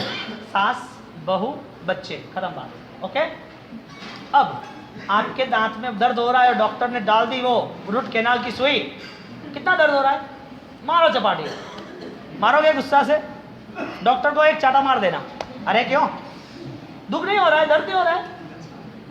कोई व्यक्ति आपको कुछ कह रहा है तो ही दर्द हो रहा है, कि कोई मार रहा है तो दर्द हो रहा है? सबसे बड़ा वचन परिश्रम। आप मार खा लोगे क्योंकि वो शरीर का घाव है, उसको, शरीर के घाव को बहुत टाइम नहीं लगेगा, लेकिन दिल में लगा हुआ घाव। तो सबके लिए वचन में मिठास, मधुर रखना, प्रेम रखना, क्योंकि जब तक आप मिठास नहीं रखोगे तब तक सामने वाला वशीकरण भी नहीं रहेगा। प्रेम दोगे इतना बढ़ेगा। तो यहाँ पर गुस्सा करना ही है तो किस पे पर करोगे? अपनों के, पराये पर? किसी के पर नहीं। अपनों या पराया क्या? किसी के पर गुस्सा नहीं करना। अब गुस्सा आपको आया क्यों? सामने वाले कुछ गलती की, कुछ गलत बोला, इसके लिए नहीं। तो आपके सामने कोई निमित्त, कोई प्रसंग, इसके लिए आपने गुस्सा कर दिया। अब मुझे वो बताओ, बुखार आएगा तो किसके पर गुस्सा करोगे? गुस्सा तो आता है, किसके पर करोगे गुस्सा? आया, बुखार आया तो, अब चलते चलते एक्सीडेंट हो गया, गिर गए तो, खड्डा आया और गुस्सा किस पे? खड्डे पे करोगे। यानी आपकी कैपेसिटी है गुस्सा कंट्रोल करने की, है कि नहीं है? अब आप क्या सोचते हो? नहीं, जवाब तो देना ही देना। जवाब नहीं दे तो फिर हम ठाकुर का है? हाँ, हमें को दबाने वाला, हमें को कहने वाला है कोई? अब देखो, आप खुद सोचो, आप मेंटेन कर सकते हो फिर भी आपको नहीं करना। अब बोलो ये तो गलत हुआ। अब दूसरी बात, बुजुर्गों पे गुस्सा करना सही नहीं है। करना ही है गुस्सा तो वो सही टाइम पे खाना नहीं खा रहे, सही टाइम पे सो नहीं रहे, दवाई नहीं ले रहे, उससे पर मीठा गुस्सा करो। आपने यदि द्वेष से गुस्सा किया, ये पड़े रहते हैं, मेरी सब सहेलियाँ आती है, ये लेडीज़ के अक्सर है, मैं सच बता दूँ, हाँ, ये लेडीज़ के अक्सर है। मेरी सहेलियाँ आती है, वो बैठ जाते हैं, मैं बातों करने किसी के साथ बैठता तो बार बार मुझे बुलाते हैं, ये मन में ये सब है, इसके लिए गुस्सा आता है। तो पूरे दिन भर वो रहते हैं। अब आप इंजेक्शन रात को मारना शुरू कर दो जेंट्स को, मम्मी ऐसा कर रही है, सासू ऐसा कर रही है, ये कह रहा है। अब आप सोचो, आप जिसके साथ ऐसा वर्तन कर रहे हो, आपकी ही मदर आपको बोले कि मेरी बहू भी ऐसा ही कर रही है, आपको दुख होगा कि नहीं होगा? आपके घर आपकी, आप तो अभी यहाँ जितनी बहुएं बैठी है वो क्या महीने भर 2 महीने घर रह सकती है? 3-4 महीने तक घर रह सकती है? क्यों? आप बोलोगे ना आपकी ननद को और आपकी भाभी को कि मम्मी को क्यों ऐसा बोल रहे हो, भाभी बोले कि तुम तुम्हारे घर जाओ, क्या बोलोगे? बोलता होता है नहीं होता है? इससे अच्छा ये है जैसा बोए ऐसा पाए। आप भी चेंज कर दो तो चेंज हो जाएगा, आप चेंज नहीं कर पाओगे तो नहीं होगा। घर में ऐसा होता है या नहीं होता है? नहीं होता है। अच्छे लोग हैं। नेगेटिव थॉट्स कैसे बंद किया जाए? नेगेटिव थॉट्स आते कहाँ से, बनाए किसने? पहली बात तो ये, नेगेटिव थॉट्स बनाए किसने? ये कहते नेगेटिव थॉट्स कैसे बंद किए जाए? किसने बनाए नेगेटिव थॉट्स? मन तुमने क्यों स्वीकार किया? रास्ते पे पड़ी हुई पगड़ी पहनी क्यों माथे? किसी ने बोला था पगड़ी पहनने का? अब नेगेटिव थॉट्स आ गए। तो नेगेटिव थॉट्स जो भी आए हैं वो नहीं थे तो आए ना, पहले था नहीं था ना, तब आए ना, आए हैं तो चले जाएंगे। सबसे बड़ी बात, कोई भी वैचारिक स्तर पर यदि आपके पास कोई भी विचार मन संबंधी आता है तो मन संबंधी जो भी विचार आया है उसको मन से ही क्लियर कर दो। मन से आने के बाद यदि वो नहीं जा रहा है तो मन का विचार चलने दो, लेकिन देह को नहीं चलने दो। हमारे लिए सबसे बड़ी दुविधा, धर्म में देह जुड़ता है मन नहीं जुड़ता है, पाप में मन जुड़ता है देह नहीं जुड़ता है। पाप के विचार आएंगे, आपको यहाँ से घूमने जाना है, आपने मन बना लिया कि जाना है कश्मीर 10 दिन के लिए, तो वहाँ की तैयारी सुविधा सब कर ली, लेकिन ये सुविधा करने के पीछे आपको जाना था मार्च एंडिंग में, और मार्च एंडिंग में 25 मार्च को ही आप बीमार हो गए, परेशान हो गए, एक्सीडेंट हो गया। अब 1 महीने पहले टिकट कराई, तैयारी की, आपके विचार चले कि ना चले? हाँ, अच्छा, जाने का हुआ कि ना हुआ? अब मुझे बताओ, 1 महीना तक कश्मीर के नाम की जो तैयारी की उसका पाप बंद हुआ कि नहीं हुआ? हाँ, पाप की क्रिया कम है, पाप के विचार ज़्यादा है, यानी नेगेटिव थॉट्स। अभी जिस चीज़ में ज़्यादा समय, हमें कम समय ही व्यतीत करना है तो ज़्यादा क्यों हम परेशान हो मन से? जब तक अध्यात्म कर्मवाद से आप नहीं जुड़ोगे ना, तब तक ये परंपरा चलेगी। नेगेटिव थॉट्स आएंगे, लेकिन ट्राई तो करें कि हम स्वाध्याय करें, अच्छे विचार करें, अच्छे वांचन करें, अच्छी बातों की लेन देन करें, आदान प्रदान करें। अब आपके पास नेगेटिव थॉट्स आए, इसकी वजह क्या, ना आए इसकी वजह क्या? नेगेटिव थॉट्स क्यों आते हैं? आपके पास सही क्या है पहले वो बताओ। है परमात्मा के पास 1 घंटा बैठने की तैयारी, आधा घंटा बैठने की तैयारी, बैठने के बाद रियलाइज 100% टोटल इन्वॉल्वमेंट था, हो जाना। परमात्मा के पास बैठे, ध्यान केंद्रित किया, और अभी जो आप ध्यान केंद्रित कर रहे थे, ऐसे आपके मन को और परिश्रम में ले जाओ। मन है, विचार आते हैं, हमारे पास देव, गुरु, धर्म, क्रिया, स्वाध्याय, माला, बहुत कुछ है। अरे कुछ भी नहीं होगा ना, मुझे वो बताओ कि नेगेटिव थॉट्स क्यों आए? खाली दिमाग, शैतान का घर। आप रसोई जब बनाते हो या आप दुकान पे हो सब लोग, तो आप जब ग्राहकी मास्टरी जो भी कस्टमर होता है, वो 10 कस्टमर एक साथ बैठे, खाने का विचार आता है, किसी को फोन लगाने का विचार आता है, काम नहीं है इसके लिए ये बेकार विचार आ रहे हैं। आपको घर में 10-15 लोगों की रसोई बनानी हो तो आता है कोई विचार? अरे सब्जी लाई नहीं, दूध लाई नहीं, इसको ये संवारा नहीं, ये करना है, ये बनाना है, नया बनाना है, जल्दी आ जाएंगे। 2 घंटे तक आप एक्टिव हो गए, कहाँ है विचार? यानी कि आपका मन एक्टिव रहना जरूरी है यदि थॉट्स को क्लियर करना है तो, और वो भी यदि सकारात्मक यदि आपने सोच बनाई तो नेगेटिव आने की संभावना ही नहीं है। अब ट्राई करो कि आपका मन ज़्यादा से ज़्यादा स्वाध्याय में रहे, माला में रहे, एक्स्ट्रा टाइम मिलता है तो, वरना आप जनरल तो आपकी बच्चों की पढ़ाई, आपका घर, आपकी दुकान, समाज, सब कुछ चलता ही है ना, क्या नहीं चलता है?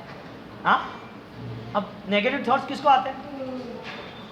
आते हैं तो कई चंद पलों के लिए ना, 5-10-15 मिनट, 5-10-15 मिनट तो चलता ही नहीं, फाइनल नहीं। गुस्सा आया तो आप कितने टाइम तक गुस्सा कर सकते हो? 1 घंटे तक गुस्सा करोगे, नसें फट जाएगी, नुकसान होगा। ज़्यादा नहीं कर सकते। सही चीज़ लंबे असर तक चलती है, सही चीज़ की असर भी लंबी है, लंबे अरसे तक भी चलती है। अब नेगेटिव थॉट्स आपने न तो कोई 2 प्रतियों आते हैं, और आते तो न अर्थ आते हैं, न तो आपको अच्छा पढ़ना, न तो परमात्मा की भक्ति, न तो आपको सुबह शाम की कोई झाप माला आराधना, ऐसा कुछ तो है नहीं जीवन में हिस्सा। अब जो भी है वो संसार के लिए। अब नेगेटिव तो आएगा, क्योंकि ये आज का नहीं है, पास्ट टेंस का, लंबे अरसों से चला है। भर्तृहरि ने एक श्लोक बनाया है, तृष्णा न जीर्णा वयमेव जीर्णा, कालो न याति वयमेव याति। आदमी जीर्ण होता है, उसी तृष्णा जीर्ण नहीं होती। आदमी जीर्ण क्षीण हो जाता है, लेकिन मन की तृष्णा जीर्ण क्षीण नहीं होती है।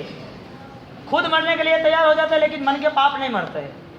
मृत्यु के पहले किसी का खून कर दो, किसका? नेगेटिव थॉट्स का, यानी कि सकारात्मक व्यवस्था सोच लो। किसी को मारना, हत्या करना, ऐसे नेगेटिव बात की बात ही नहीं है। बात यह है कि आप अपने मन को कितना स्कैनिंग करके, कितना सर्च करके, कितना पॉजिटिव रिजल्ट ला सकते हो। तो नेगेटिव थॉट्स को क्लोज करने के लिए आपके पास ये होना चाहिए। अंधेरा भगाने के लिए, सदियों का अंधेरा भगाने के लिए सदियों तक ज़रूरत नहीं है। सिर्फ 2 हैलोजन लगा दो, सब अंधेरा चला जाएगा। ज्ञान का दीपक आया नहीं, सब नेगेटिव चले जाएंगे। बच्चों का जिद्दी स्वभाव को कैसे परिवर्तित करे? बच्चा यदि नहीं सुनता तो क्या करे?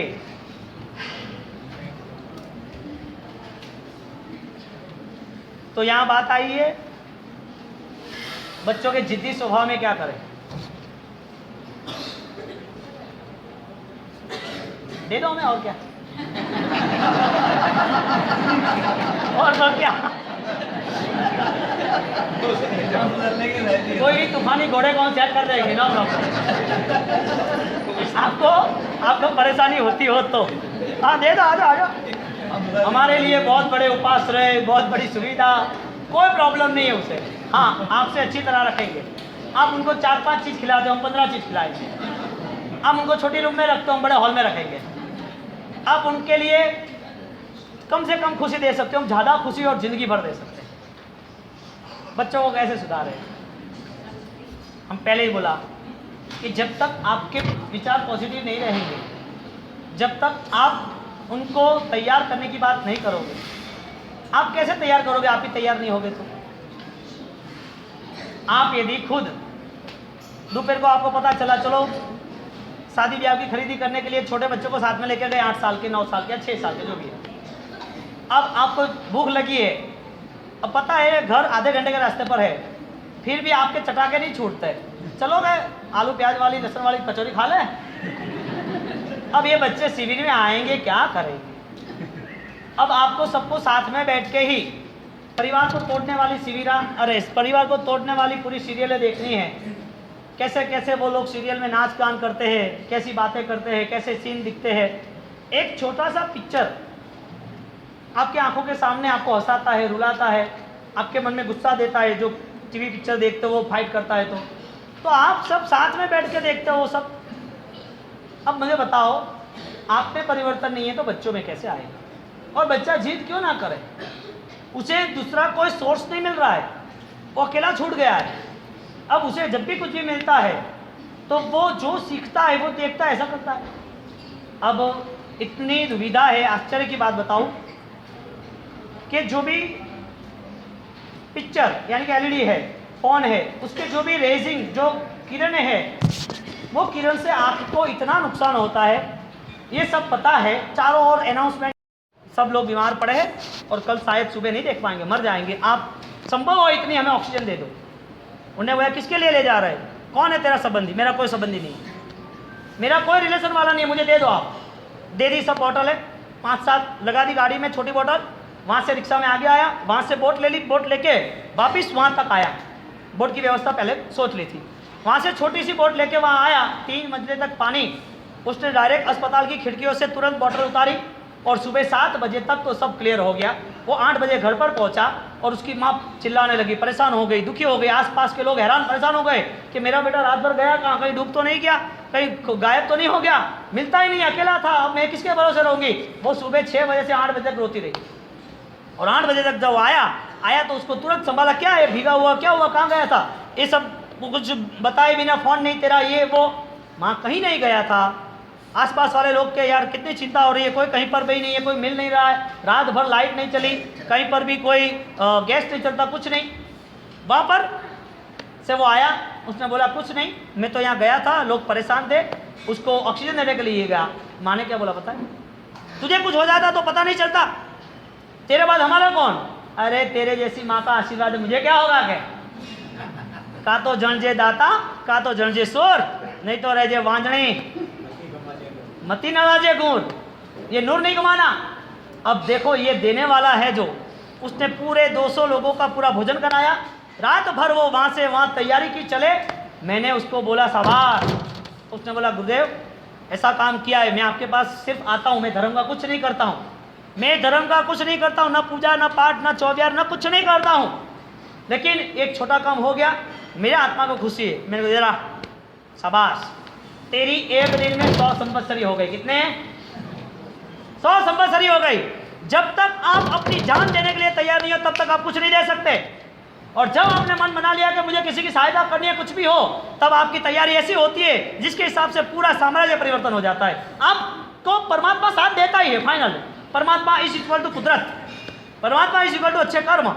और आपने जो सहायता की 6 घंटे में इतना पुण्य बढ़ गया, इतना पुण्य बढ़ गया। वो आदमी अभी लास्ट में सूरत, मुझे मैं बात कर रहा हूँ आपको 8 साल पहले की, रिचेस्ट में सुखी संपन्न है, कुछ नहीं किया, सिर्फ देना सिखाया। परमात्मा ने करुणा सिखाई है ना। करुणा आप घर के प्रति भी नहीं कर सकते तो अन्य के प्रति क्या करोगे? आपके परिवार के प्रति भी आपकी करुणा नहीं है, प्रेम नहीं है, वात्सल्य नहीं है, अन्य के प्रति आपकी करुणा क्या होगी? अन्य के प्रति करुणा यदि जग गई ना तो आनंद आ जाएगा। आबू संघवी ऐसे हुए थराद के, और थराद के आबू संघवी में घर में शादी थी। रात को उनने वो सर्वेंट सब भेज दिए, और रात को सर्वेंट को भेजने के बाद बोल दिया कि कहीं पर भी कोई दुखी हो तो हमें मैसेज देना।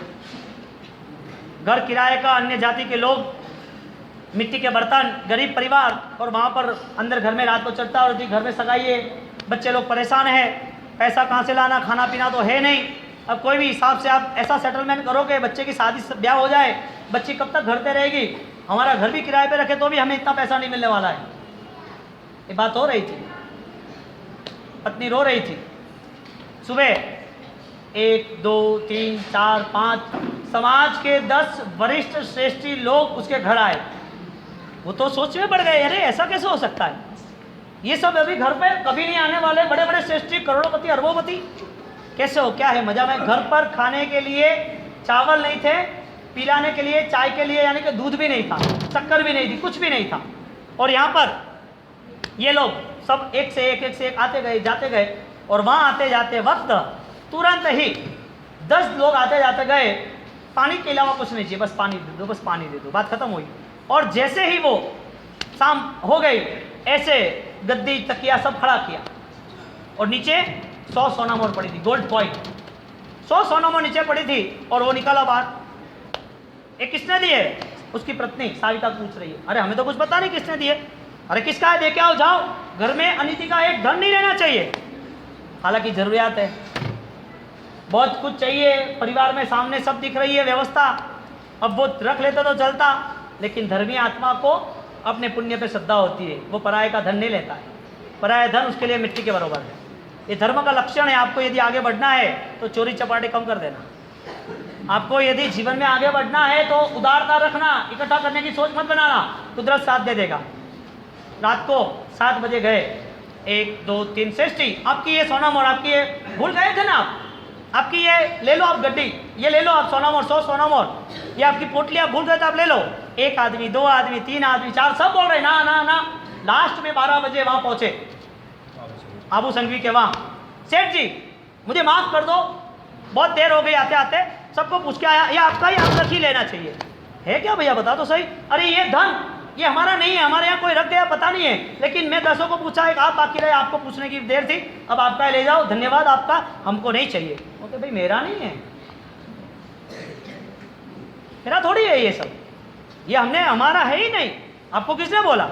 हम तो आए थे मिलने के लिए, बस चले गए। वो तो परेशान हुआ कि अब लेके कैसे जाऊँ, अब घर पे लेके जाऊँगे तो वो तो बोलेगी साविका, ठीक है कल रात दरबार में जाएंगे और वहीं हम पूरी चर्चा करके वहाँ पर पूरा फैसला ला देंगे। क्या करना चाहिए? मुझे जवाब नहीं चाहिए, आपका जीवन क्या है वो जवाब दो, आपका जीवन क्या है वो जवाब दो। मुफ्त का मिल रहा है वो लेना है कि किसी को देने में रस है? कोई अपनी टिकट निकाल रहा है तो चलेगा कि अपने को पैसा देना जरूरी है? गाड़ी में जा रहे हो यहाँ से मोहन गिरा के चल बैठ जा, तो कोई बोले कि पेट्रोल पुराना है, पैसा नहीं है, तो क्या मेरे पास भी नहीं है, मेरे पास कार्ड है, आई कार्ड है, अरे तेरी वो क्या पैसा नहीं है, वो क्या कार्ड है। अरे यार मार्केट में घूमते हो और उसको बोलते हो चल मेरे साथ, और साथ में चलते दो चाय पी ले अच्छी, तो चाय पीते हो फिर 1000 की नोट निकालता, 1000 की नोट उसके पास होती है, चाय का वो धंधा करना क्या, कैसी चालबाजी है आपकी। 1000 की नोट निकाल दोगे, चाय का पैसा देना 20 रुपया, अरे 20 रुपया निकालना पागल, मुफ्त का चलता है ना मार्केट में ऐसा। परफेक्ट है, देना है कि लेना है। कई लोग याद रह जाते हैं भोजन और भजन में, क्या भोजन कराते वक्त याद रह जाते हैं, भजन करते वक्त याद रहता है, और लेकिन याद कौन रहते हैं, जो सही ढंग से 100% क्लियर होते हैं। वो ऐसी ऐसी छोटी छोटी चालबाजी, गाड़ी में बैठे और गाड़ी में बैठते वक्त वो कहते हैं कि भाई मेरे पास तो कार्ड है, के अभी गांव में कार्ड कहाँ से निकाले, तू कैसे दे देना पैसे के।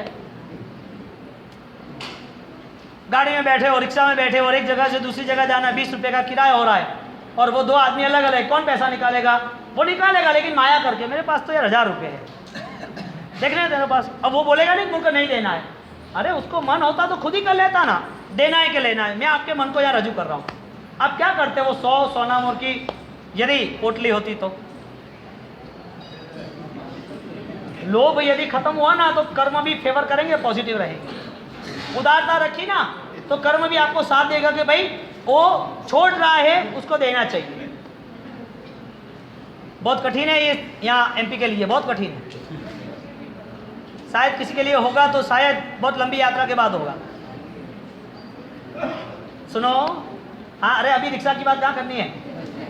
फिर अबू संगी के पास सुबह सब सभा बैठी नगरजन, और कहा सेठ मेरे ये पैसे नहीं है और किसी ने मेरे वहाँ घर आके रख गए, मुझे माफ़ करो, और ये आप अपने राज दरबार में ले लो। शावक का प्रथम गुण है ज्ञान, न्याय संपन्न वैभव, न्याय संपन्न, आपका जो आपका नहीं है, जो पराया है उसे छूता भी नहीं। किसी का पार्सल आपके वहाँ आ जाए तो भूल से बिल्डिंग में सही कर दो तो आ जाओ, जमा देंगे, दो चार चीज़ें इनका लंबा चौड़ा है, ऐसा नहीं करना चाहिए। ये सब होता है मार्केट में, ये सब है फाइनल। तो वो नगर में बैठे सब, और बैठने के बाद तुरंत ही उन्हें कंफर्म कर दिया ये हमारा नहीं है। उनने बोला हमारा नहीं है, कि नगर कैसे ले, आपका किसका है भाई। तो नगर पंचायती बैठने के बाद नगर सेठ ने तय किया राज दरबार में कि ये नीतिमान शावक है, इसके लिए इसको ही देना चाहिए। मैं ये कहता हूं कि आपका दान गुप्त है, आपका दान इस हाथ ने दिया, इस हाथ को पता नहीं, ऐसा है, लेना है कि देना है। उसके परिवार में खुशियां छा गई, रोशनी जल गई, चारों ओर दीपक, परिवार की धूमधाम से शादी हुई। लेकिन मन में ऐसा था कि ऐसे हमारे गांव जन, बोलो जिंदगी भर वो गांव का उपकार भूल सकता है, गांव के श्रेष्ठी को लिए कुछ गलत बोल सकता है, क्यों भाई इतना प्रेम जताया। अब देखो ऐसा कोई आपको मिले ना, आप ट्राई तो करना कि आपके पैसे में आप कितना पुण्य इकट्ठा कर सकते हो और कितना पाप इकट्ठा कर सकते हो। लेना है कि देना है एक बात। तो वो जब आदमी पूर्व के अंतर्गत जाता है और पूर्व में से वो 10 घंटे के बाद सबकी तैयारी करता है, और तैयारी के बाद वो तैयार हो जाता है। 100 संवत्सर एक साथ कर सकते हैं कि नहीं कर सकते? हाँ, 100 संवत्सरी एक ही दिन में हो सकती है कि नहीं हो सकती है? Chance and value and success, chance है कि नहीं है वो आप देखो। फिर जो चांस है उसे पकड़ लो, छोड़ना मत। आपके पास बहुत सारे चांस आएंगे लेकिन आप छोड़ दोगे। परिवार में दूसरा स्टेप, मैं नहीं हम, क्या बोलना, मैंने उस टाइम ऐसा किया था। एक कॉमन चीज में डायरेक्ट में कह देता हूँ, आपके परिवार में शादी है, शादी में सब लोग आते हैं, अच्छा बड़ा डेकोरेशन किया है। अभी मुझे बताओ, 2 पोजीशन में, एक राधा नाम की लड़की सबको मैनेज करती है, गीता महीना जो भी है सब कुछ।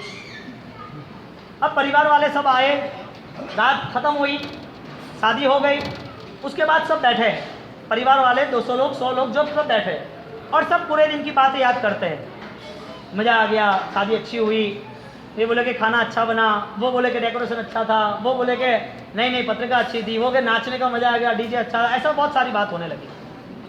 अब राधा कहती है सबको, मैंने ये सब डेकोरेशन किया था। उसमें उसकी बड़ाई थी, या बोले कि हम चारों 10 लोगों ने साथ में मिलके हमने किया था, उसमें उसकी बड़ाई है। हाँ, में बड़ा किया था उन्हें अकेली ने, हाँ, लेकिन दूसरे को बड़ा बनाया, अपनी ननद को, अपनी जेठानी को, अपने दूसरी फ्रेंड्स जो भी है, अपनी सिस्टर वगैरह, हम सबने ये डेकोरेशन किया। कैसा लग रहा है? खाली इतना बात बोलना था। वो 9 लोगों के साथ आपका प्यार जुड़ेगा नहीं जुड़ेगा? हाँ, लेकिन नहीं बोलेगी मैं या हम, मैं नहीं, हमने ये किया। मैं कहाँ से आया इसमें? मैं नहीं आना चाहिए। दूसरी छोटी बात, आपके घर में 15 लोगों का खाना पीना है। अब देखो, हम भी नहीं, हाँ, उसमें किसी ने बोला क्या वो गीता कहाँ गई है? अरे क्या गीता को कुछ काम ही नहीं है?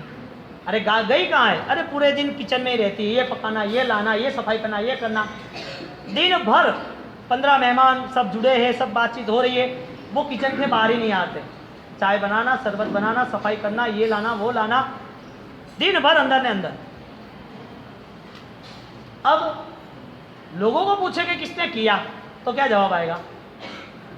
वो तो रात को 10 बज गए, आराम से सो गए, बात खत्म, कोई पिक्चर नहीं, कोई वैल्यू नहीं, हमें कुछ लेना ऐसा उसे कहने की तैयारी नहीं। उसे मन नहीं हो रहा है कि मैंने सब कुछ किया, मुझे इमेज दो, मैंने ये किया तो मेरी बात करो, तुम मेरी बात क्यों नहीं करते? ऐसा उसका कोई भाव नहीं था।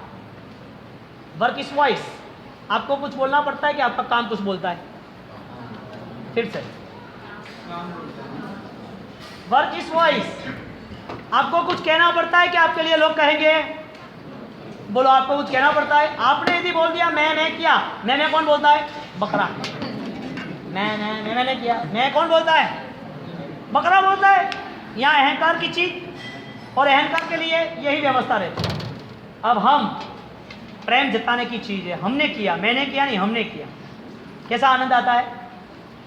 आप बोल सकते हो मुंह से, कितनी भारी जीवान है। हाँ, हम देखने जाओ तो सब कुछ पिघल जाता है, सब कुछ चबा लेते हैं, सब अंदर जाता है, लेकिन 2 शब्द भारी है, हम। कोई बच्चा तैयार हुआ हो, कोई बच्चा पढ़ाई में आगे निकला हो, और आगे निकलने के बाद कोई आपको क्रेडिट न दे तो फर्क क्या पड़ा? आज नहीं तो कल आपको क्रेडिट मिलने वाली है, मिलेगी कि नहीं मिलेगी? लेकिन आपको यही है कि मेरी बात होनी चाहिए, ऐसा नहीं करना। यहाँ पर स्वार्थ को छोड़ना, और स्वार्थ को आप पेंटर यूज कर ही रहे हो तो 9 बजे आपको वो पाठशाला चलती है जो अहमदाबाद से हैंडलिंग हो रही है, जिनका पूरा इंडिया बॉडी में ऐसे 20 से 25 लोग हैं जो हैंडलिंग कर रहे हैं। पाठशाला आपको हैंडलिंग करनी, नौकार का सब्जेक्ट चला, आचार्य पद का सब्जेक्ट चला, क्रियापद का चला, 24 तीर्थंकर वो चला, तप का चला, दान का चला, भक्ति का चला, स्तुति का चला, मंदिर के विषय में चला, ऐसे बहुत सारे, माता भक्ति, पितृभक्ति, संस्कार, इतने बहुत सारे सब्जेक्ट रेगुलर चल रहे हैं। वो आपके फ़ोन में वीर गुरुदेव एप्लीकेशन में डाउनलोड करके, आप जो भी सिस्टम है वो सेट करके, आप शाम को 9 से 9:30, 15 मिनट या 20 मिनट वो आप पाठशाला भी पढ़ सकते हो। दोनों चीज़ें आपके लिए, जो भी आपकी अनुकूलता हो। तो कन्विंस करने के लिए और आगे जाके थॉट्स के लिए आपको ये बात बताइए।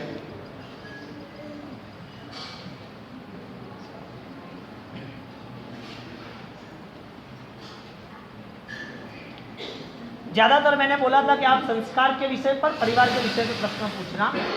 यहाँ प्रश्न कर्म के विषय पे आया है, धर्म के विषय में आया है, लेकिन ले लेता हूँ।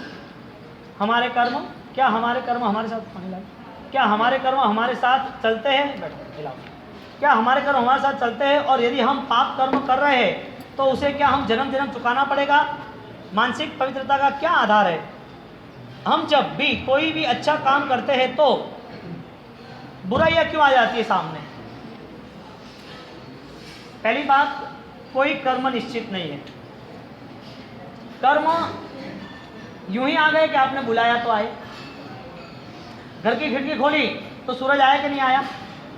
नहीं खोलते तो आपने बुरे विचार किए तो बुरे कर्म आए, अच्छे विचार किए तो अच्छे कर्म आए। सीधी बात है ना। आप ऑटो में बैठे और ऑटो में बैठने के बाद गाड़ी का किराया 30 रुपया हुआ, आपने दिया 50 रुपया। 30 रुपया देना नहीं देना? हाँ या ना? देना। 50 रुपया देने के बाद 20 लेना या ना लेना? सिंपल बात है ना। तो आप जब देना पड़ता है और लेना पड़ता है, ऐसी कर्म की बात है, आपने जो किया है वो भुगतना पड़ता है। आप जो यहाँ बैठे हो, आपको आंख है, वजह क्या? आपको मन है, वजह क्या? आपको अच्छा रूप है, पैसा है, नाम है, परिवार है, शक्ति है, आयुष्य है, वजह क्या? अच्छे कर्म।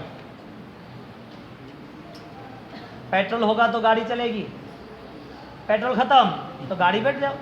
पुण्य होगा तो आगे बढ़ोगे। तो पुण्य परिवर्तन होता है, पाप भी परिवर्तन होता है। हर पुण्य पाप कंटिन्यूटी नहीं है। आपने पाप बहुत सारे कर लिए, समझ लो, और बहुत सारे पाप के बाद आपको ऐसा लगा कि अरे ये बात सुनने के बाद तो हमने तो कुछ नहीं किया, हमारे पास तो कोई धर्म है ही नहीं। नहीं, ऐसा नहीं। जब तक आपके पास चांस है तब तक आप वैल्यू कर लो। अभी आपकी आंख है, आपका मन है, आपके पास आयुष्य है, चांस है, अब आप वैल्यू कर लोगे। कोई भी हिसाब से मुझे पूरा ट्रांसफर, पूरा चेंज करना है। मुझे छोटी बात बताओ कि आपने कुछ लिखा है, फ़ोन में मैसेज कर रहे हो, कोई गलत स्पेलिंग आ गया तो आप चेक करते हो कि नहीं करते? कैंसिल करते हो ना। और गलत मैसेज आ गया तो फिर सुधारते हो कि नहीं सुधारते? क्या भाई भेज देते हो? हाँ, मोबाइल में मैसेज आपने किया, उस मैसेज में आपको लिखना था कि मिच्छामि दुक्कड़म। मिच्छामि दुक्कड़म में कुछ अलग वर्ड्स आ गए, आपने चेक किया तो चेंज करोगे नहीं करोगे?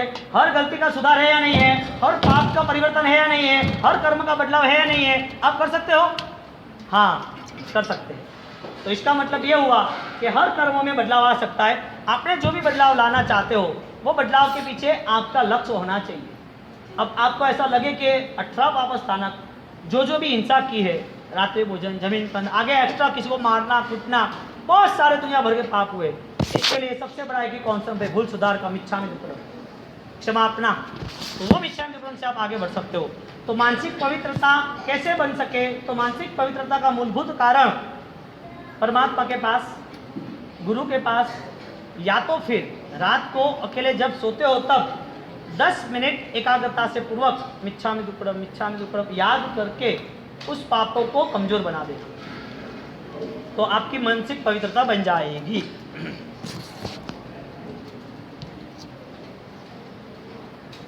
अहंकार का सर्वनाश कैसे होता है? दीक्षा लेते होता है। वो भी दीक्षा सही ढंग की हो तो। हाँ भाई, हाँ, कपड़े से कुछ नहीं होगा। क्या हम भ्रम में ही जिएंगे और मरेंगे क्या? नहीं नहीं नहीं, ऐसा नहीं है। तुमको मरने ही नहीं देंगे, अहंकार को मार देंगे। तुम्हें क्यों मारे भाई?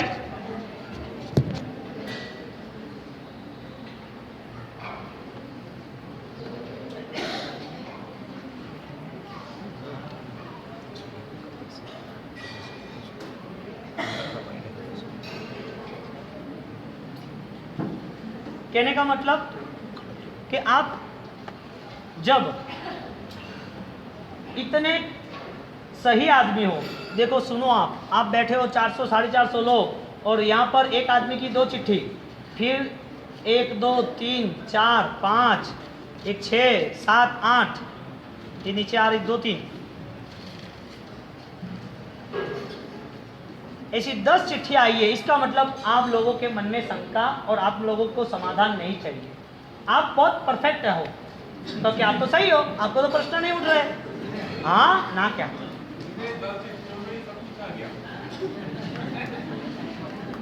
हाँ, ये कह रहे भगवान मेरे आप जैन लोगों के बीच में व्याख्यान दे रहे हो, तो क्या आपकी ज़्यादा ज़रूरत इन सब लोगों के बीच में नहीं है क्या?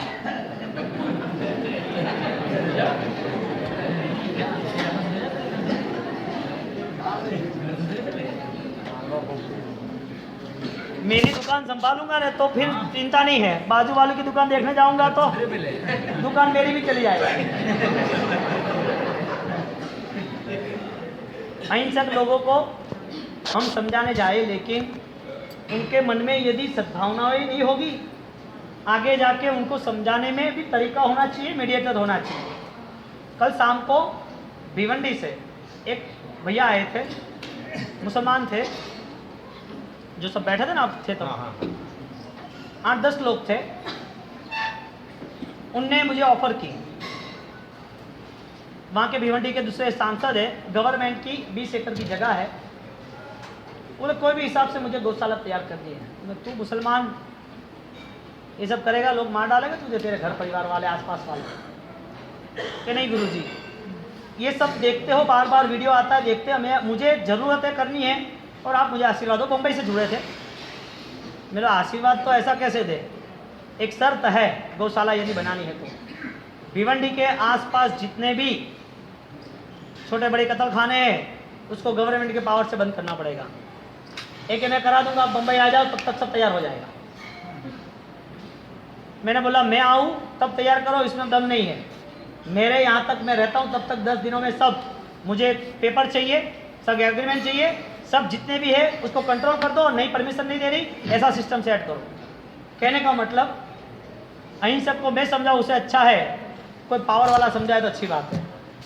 आपके लिए श्रद्धा का स्थान है, लेकिन उनके लिए पावर कुछ अलग है, क्योंकि उनकी ऐसी विचार सरणी नहीं है। यदि उनकी विचार सरणी यदि श्रद्धा वाली हमारे पास होती और उनको ऐसा पता चलता कि साधु पैदल ही चलते हैं, साधु खुद रात को भी नहीं खाते, हर छोटे बड़े जीव को बचाते हैं, तो उनका कितना बहुमान बढ़ जाता। पूरे विश्व में इससे सर्वश्रेष्ठ जीवन एक भी नहीं है, साधु जीवन से सर्वश्रेष्ठ जीवन एक भी नहीं है पूरे विश्व में। और इस जीवन के पीछे यदि उन लोगों को सोच होती तो परिवर्तन आ जाता। हम ट्राई करेंगे आपकी सूचनाओं का। मुंबई में भाईंदर में ऐसा किया था, बाके रियाज शेख जो मोमेंट का लीडर था, और वो उनके अंडर में सब छोटे बड़े कत्ल खाने चलते थे। मैंने बोला तेरी ऑफर बोल, ये बंद होने चाहिए, 3 मिनट से ज़्यादा नहीं बैठना। एक मैं मीटिंग बिठा के जमा देता हूँ गुरुजी, तो ठीक है ओके। मीटिंग जमाई, 8 दिन के लिए कंट्रोल हो गया कंप्लीट, और उसके बाद गवर्नमेंट ने 4 दिन का सेशन यानी कि मैसेज दिया था, और वापस 8 दिन का नया, एक भी नया नहीं खुलेगा। अब मैं सब मुसलमान को बिठाने जाऊँ तो बाप जी टोपी तो पहनो, मुझे ही बोल रहे हमारे मौलवी तो गए, हाँ खुदा हाफिज, सुभान अल्लाह, सपा खैर, ऐसी बातें करते हैं, क्या करूँ।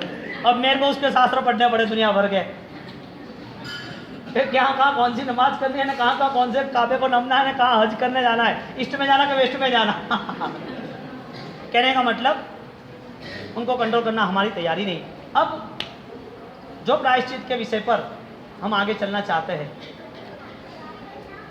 देखो एक बात है, आप यहाँ से जब भी निकलते हो तब आपके लास्ट पेज पर आपका अनुभव लिख के जाना है। जो भी कुछ हो लिख के जाना है, आपका नाम, नंबर और अनुभव। मेरी सोच ये है कि शायद क्रिसमस में वैकेशन तो होता है, कभी ऐसा टाइम मिल गया कोई तीर्थ पर तो वापस इतना प्यारा संग, मुझे बहुत आनंद आता है। वजह क्या पता है, यहाँ भोजन हो गया 1 बजे तक, आवाज़ नहीं आई, अपन 1 बजे तक बैठे, तब तक 1:45 बजे तक, और आप सबकी स्थिरता इतनी, मुझे कहना ही नहीं पड़ा कि शांति, और सही में इतना यहाँ पर अभी खुशी का माहौल है। बाकी हालांकि मेरी कोई कंडीशन नहीं थी। अभी जो डिशा वाले आए तो उनको पता है कि आप, मैंने 3 घंटे के बाद छोड़ देता, तो क्या गुरुजी आप सब ये सब बोलोगे आप क्या? मैंने बोला गुरु महाराज की कृपा है, हमारा कुछ। तो ये सब रुचि का विषय, आनंद का विषय है। तो आप यदि सकारात्मक ही हो तो आप यहाँ से कुछ लेके जाना। मुझे पता है आप में परिवर्तन निश्चित है, किसी की आवाज़ निकल रही है, किसी की नहीं निकल रही है, कोई कह रहा है, कोई कम ज़्यादा कह रहा है, लेकिन सबके जीवन में है ही। सिर्फ 1 मिनट के लिए आंख बंद कर दे, आंख अब तय करना साथ जो सुर है उसकी बात करने जाते हैं।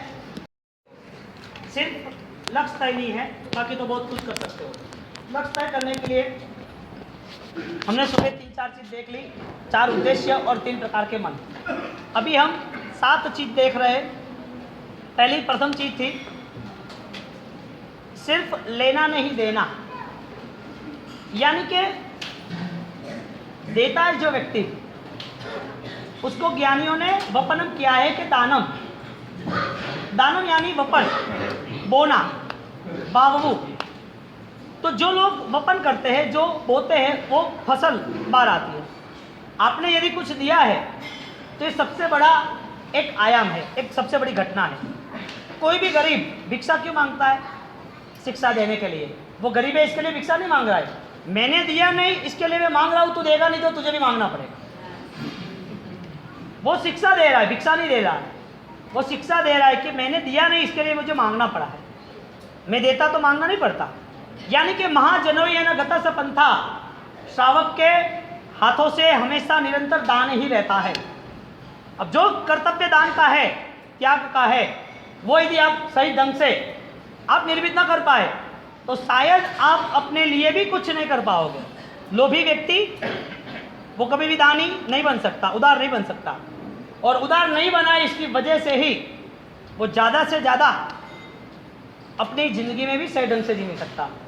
उसको खाना भी है ना तो मम्मल सेठ की तरह खाना खाएगा, रहना है तो भी मम्मल सेठ की तरह रहेगा। पैसा है लेकिन रहना, खाना पीना, उसका कोई ढंग रंग पता नहीं है। तो देने के लिए हमारे पास क्या है? मैं सिर्फ आपको मेंटेन कराऊंगा कैपेसिटी। देने के लिए क्या आपके पास? आप बोलोगे हमारे पास कुछ नहीं, आप बोलोगे हम नहीं दे पाएंगे।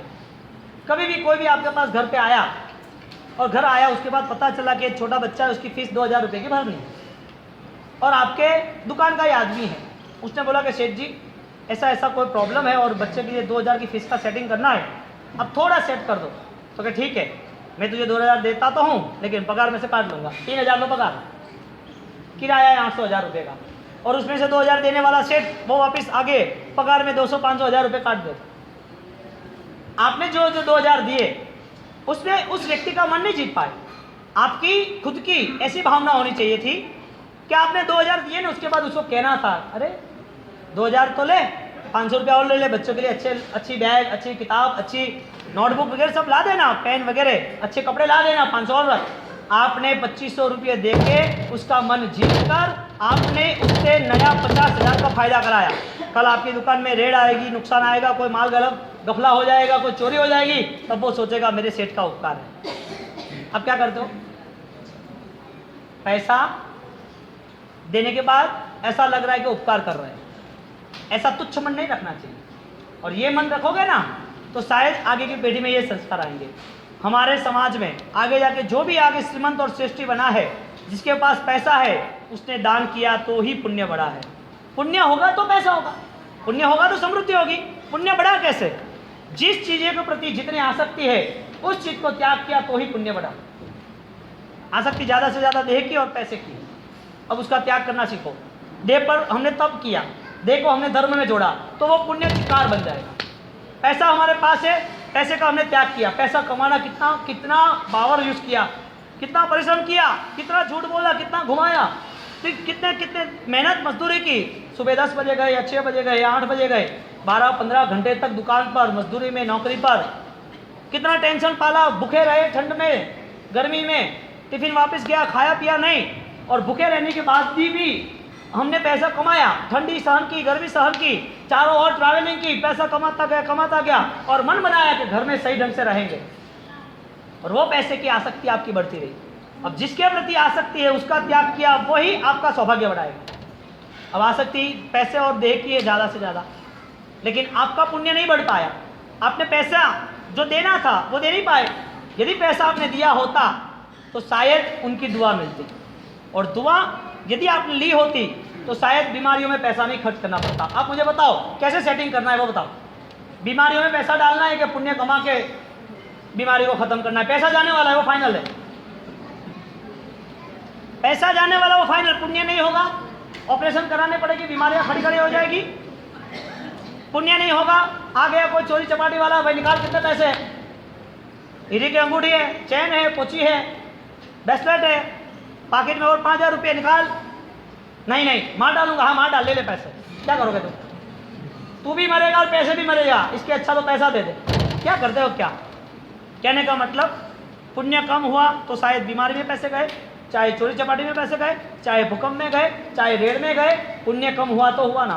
पुण्य बढ़ाने का रास्ता देना सीखो, लेना नहीं, देना सीखो। आप यदि आपके आसपास में कोई तकलीफ वाला है ना, आप उसको एक वाटी साग भी देते हो ना, सब्जी भी, तो भी आपका पुण्य बढ़ रहा है। आपके बच्चे की किताब पास वाले बच्चे दूसरे पढ़े लिखे जिस गरीब है उसको देते हो ना, आप बेचते नहीं हो, वो कपड़े भी उनको दे रहे हो, आप नहीं बेचना, क्या काम है, क्या फर्क पड़े? तो उस पुण्य से, उस देने से आपका सौभाग्य बढ़ेगा। अब आप देना ही सीखे नहीं हो, आने दो आने दो आने दो, इकट्ठा ही करते रहा, कोई नहीं ले जाएगा तो 2 लड़के मर जाएंगे, पापा मेरा पैसा, पापा मेरा पैसा। बिल पे लिखो वरना मार डालूंगा, छाती पे चढ़ जाऊं, गला दबा दूंगा। रात को रातों रात कागज पे लिखा दिया, आप बताओ, पाप बुद्धि से इकट्ठा किया हुआ आपकी क्या सुरक्षा कर पाया? आपके पास ऐसा कोई अवसर आया कि जिसके हिसाब से किसी की दुआ मिली?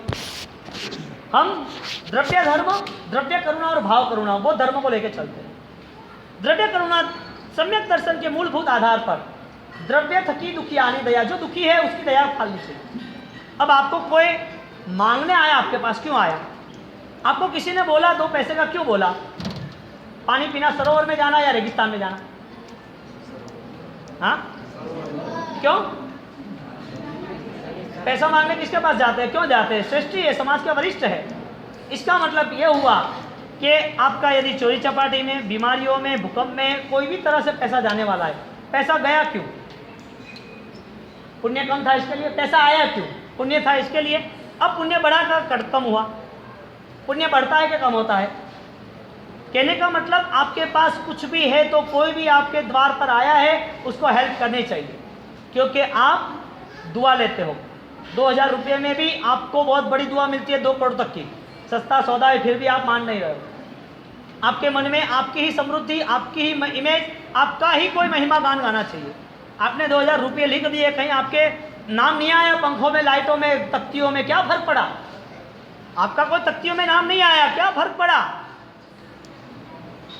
लेकिन आपका मन क्या बना? भगवान की तख्ती बाद में, भगवान का पत्थर बाद में, पहला अपना पत्थर, फिर मंदिर तैयार होता है। ये मन के विषय में मैं कहना चाहता हूँ, ये गलत नहीं है, लेकिन आपके आसपास छोटे मोटे ऐसे इश्यू से ऐसी घटनाएं बनती है जिसमें आप हेल्प कर सकते हो। आप मंदिर में 1 रुपया कम डालोगे तो चलेगा।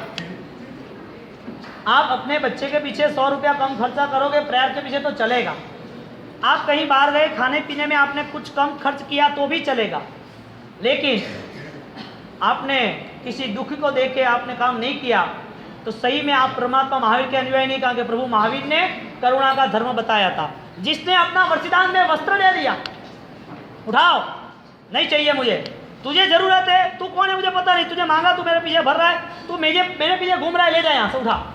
प्रभु महावीर ने देवदुष्य 1 करोड़ सोना मोहर, 1 लाख सोना मोहर वाला वस्त्र वो उसे दे दिया। यदि प्रभु महावीर ने ये आदर्श बताया, जो प्रभु महावीर के अनुयायी के जीवन में आदर्श क्या हो सकते हैं?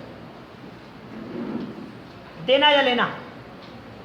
हाँ, मन नहीं मानेगा आपका। यहाँ की भूमि बहुत कठिन है, यहाँ की भूमि बहुत कठिन है, नहीं मानेगा मन। आपके मौत शौक के, आपके गाड़ियों के पीछे आपके बहुत सारे पैसे जाएंगे, आपके बंगले के पीछे, फर्नीचर के पीछे, आपके घूमने फिरने के बहुत सारे पैसे जाएंगे। लेकिन आपको आपके करीब के, आपके समाज के लोगों को खड़ा करना होगा। आपके पास कोई आयोजन नहीं है, दो इनको नौकरी, दो इनको पैसे, बीमारियों के, पढ़ाई के, उनके परिवार के, राशन के दो।